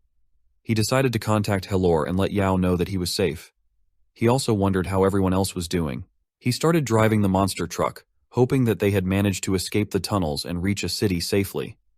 There was an A-level city called Pictia in the direction he was heading, so he planned to send a message to Yahello from there. The scene shifts to the A-level city Brian, where Yao and the other three had arrived safely and were meeting with the five-fin warrior and battle commander Kota. Upon hearing their reports, Kota apologized for being unable to send a rescue team. He explained that they had just received the news that the B-level Peta city had fallen to a high-level demonic horde. He noted that if Aang were in a similar situation, sending out a rescue mission on short notice would be irresponsible. Yao countered that Aang had special talents and that it was possible he had survived despite the odds. Kota stated that while Brian City had many young warriors with special talents, none would be able to survive a demonic horde of such a high level. Nevertheless, he emphasized that they should not abandon any human lives in the apocalypse. Although they couldn't send a rescue team, they could at least divert some warriors to scout the situation.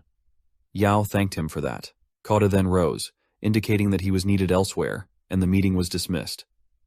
Yao wondered if the high-level demonic horde at Peta City would impact the Grand Demon Hunt tournament in Dawn City. Yao mentioned that he had heard about the tournament and noted that Hellos was a sea-level settlement. Kota, as he was leaving, assured Yao that it would be fine and invited him to stay a few more days to learn more about the situation. He explained that the tournament, held by the only S-level city, required participating cities to be at least B-level. Although Hellos did not currently qualify, Yao and his companions might. Kota suggested that it would be beneficial for them to learn about the tournament and, in the meantime, offered them the opportunity to explore the office and the city. They all bowed, and Yao thanked them, expressing their sincere gratitude. After Kota left, Misa asked Yao about the Grand Demon Hunt tournament. Yao explained that it was an event held exclusively in Dawn City. Generally speaking, it involved hunting demons of varying levels to select a new generation of powerful warriors. Participants also received special prizes from Dawn City. The event occurred periodically, and all warriors aspired to compete. But only B-level cities or higher could participate. Yao believed that the three of them might have an opportunity to compete in the future. Lance wondered how Aang was doing, and noted that Aang would definitely be interested in the Grand Demon Hunt tournament. With Peta City having suffered a high-level demonic horde, he hoped Aang had survived and was waiting for the horde to recede. Misa remarked that she hadn't expected such a challenge on their first sortie. Liu mentioned that Aang had put himself in danger to save them all. Yao responded that they could only wait for reports from the scouts. Yao had already sent word to Helos about their situation using the city's communication tower. They would remain in Bryan City for a few days, and since it was a rare opportunity, they planned to see and learn as much as they could. There were many skilled warriors there, and they had to believe that Aang would survive. The scene shifts to a level city Pictia, in the reception room where Aang was sitting with Barris. Barris informed him that they had confirmed Aang's report. Peta City had been destroyed by a demonic horde. They had also helped Aang send word to Helos Town, informing them of his squad's situation. She believed that a response would come shortly. However, Barris apologized for not being able to supply Aang with an energy crystal. They was not responsible for distributing energy crystals. Their allocation was determined by higher-level cities. Since Peta City, the higher-level city associated with Aang, had been wiped out, he would need to request a new allocation from Dawn City. Aang thought that he hadn't anticipated how troublesome the distribution of energy crystals would be. Since he was already in the area, he might as well check the city and investigate further into the items used by the demon. However, his current identity might hinder his entrance into the city. He thanked her, and asked if it was possible for him to gain access to Dawn City on behalf of Helos. Barris declined, explaining that he needed to be a captain to serve as an official representative of Helos. Otherwise, he wouldn't have the necessary access. Moreover, she couldn't appoint anyone else as the representative. Aang considered returning to Helos to be officially appointed, which he found troublesome. She mentioned an alternative way to enter Dawn City, having a high-level city official vouch for him, someone like herself.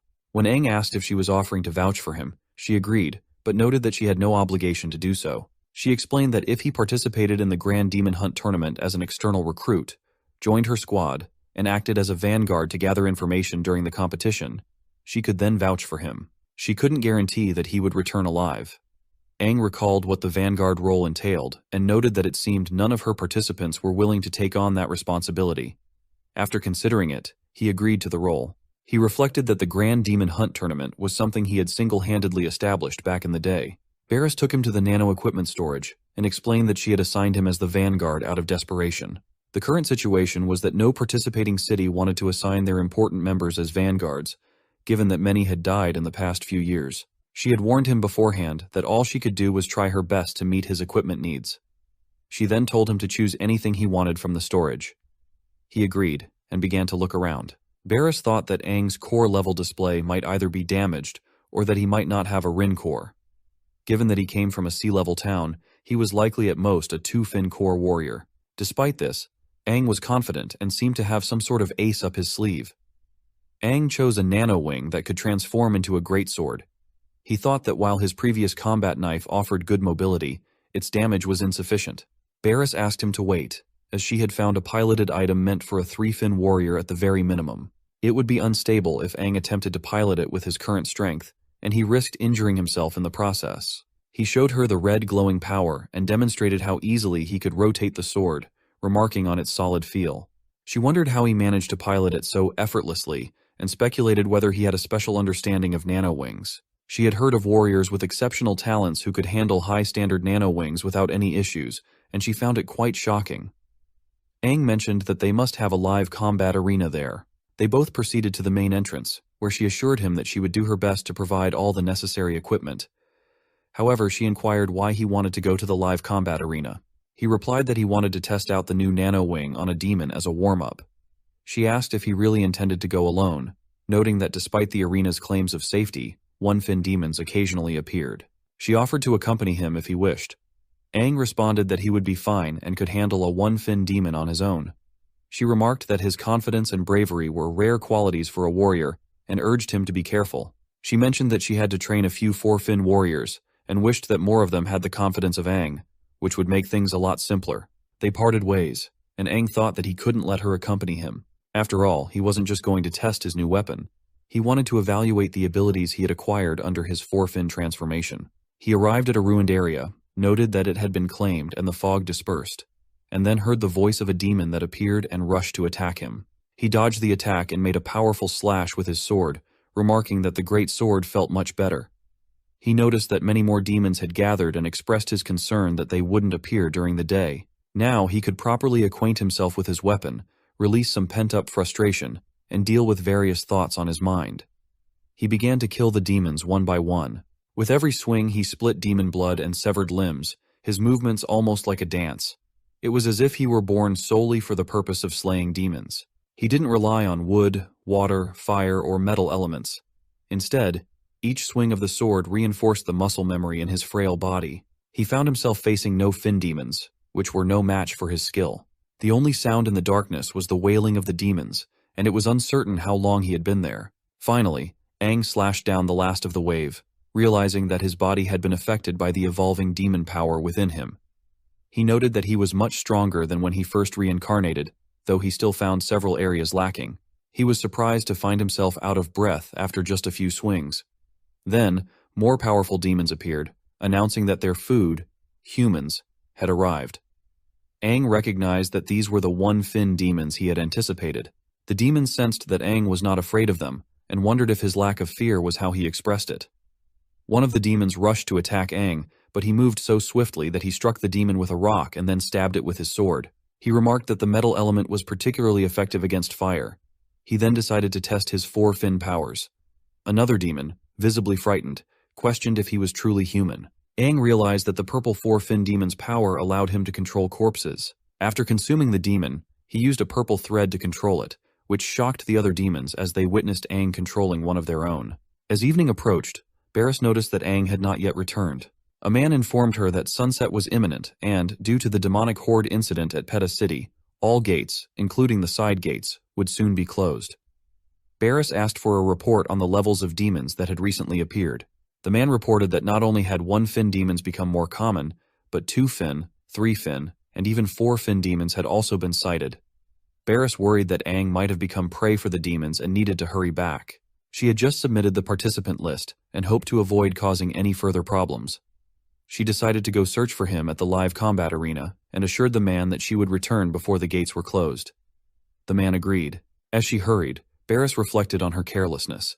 Aang was just a normal warrior from a sea-level settlement, and she regretted letting him go to the live combat arena alone, even though it had been his request. Despite the usual presence of only no-fin demons, and the rare appearance of a five-fin demon years ago, she felt responsible. If Aang had indeed died there, it would reflect poorly on her as a five-fin warrior who failed in her duty. She worried about how she would face the soldiers from Helos under such circumstances. She hoped that Aang was still alive. As she approached the arena, she sensed a strong demonic aura and a thick smell of death that did not bode well. There were a lot of demons present, including one-fin, two-fin, and three-fin demons. The unusual concentration of higher-level demons raised her concerns. Such behavior was not typical for demons, and she wondered why so many two-fin and three-fin demons were gathering in large numbers. Suddenly, she saw a demon running toward her, recognizing her as a five-fin warrior.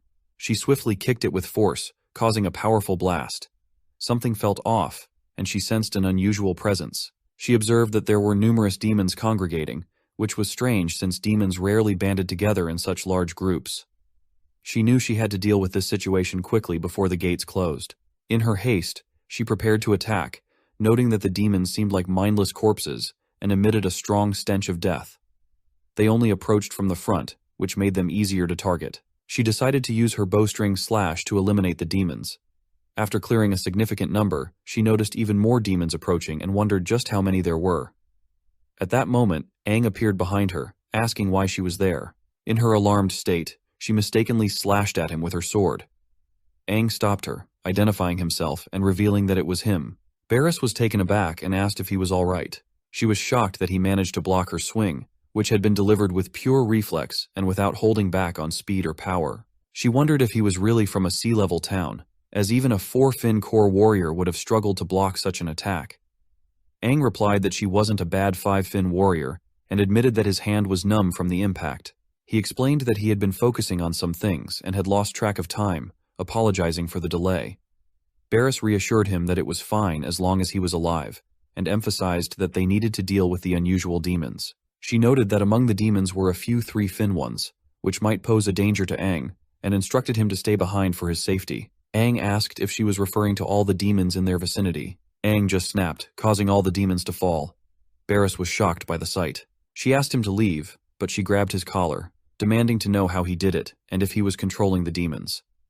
She also noticed that he was obviously a red core and inquired about his ability. He replied that their collaboration was simply a matter of convenience, and there was no need for him to disclose anything further. He explained that he could only slightly control the dead demons, and questioned whether it wasn't normal for warriors to have a secret advantage in an apocalypse. Barris wondered if controlling demons was a rare ability among the 5-fin warriors. She then said they would head to Dawn City the next day. Excited, he mentioned that he needed to quickly resolve the issue of energy crystal distribution for Helos. They planned to leave the next day. Barris wondered if she should expect more from Aang during the Grand Demon Hunt tournament, unaware of the true extent of the live combat arena, where Aang had scattered a vast number of dead demon bodies. They arrived in front of the gate of Dawn City,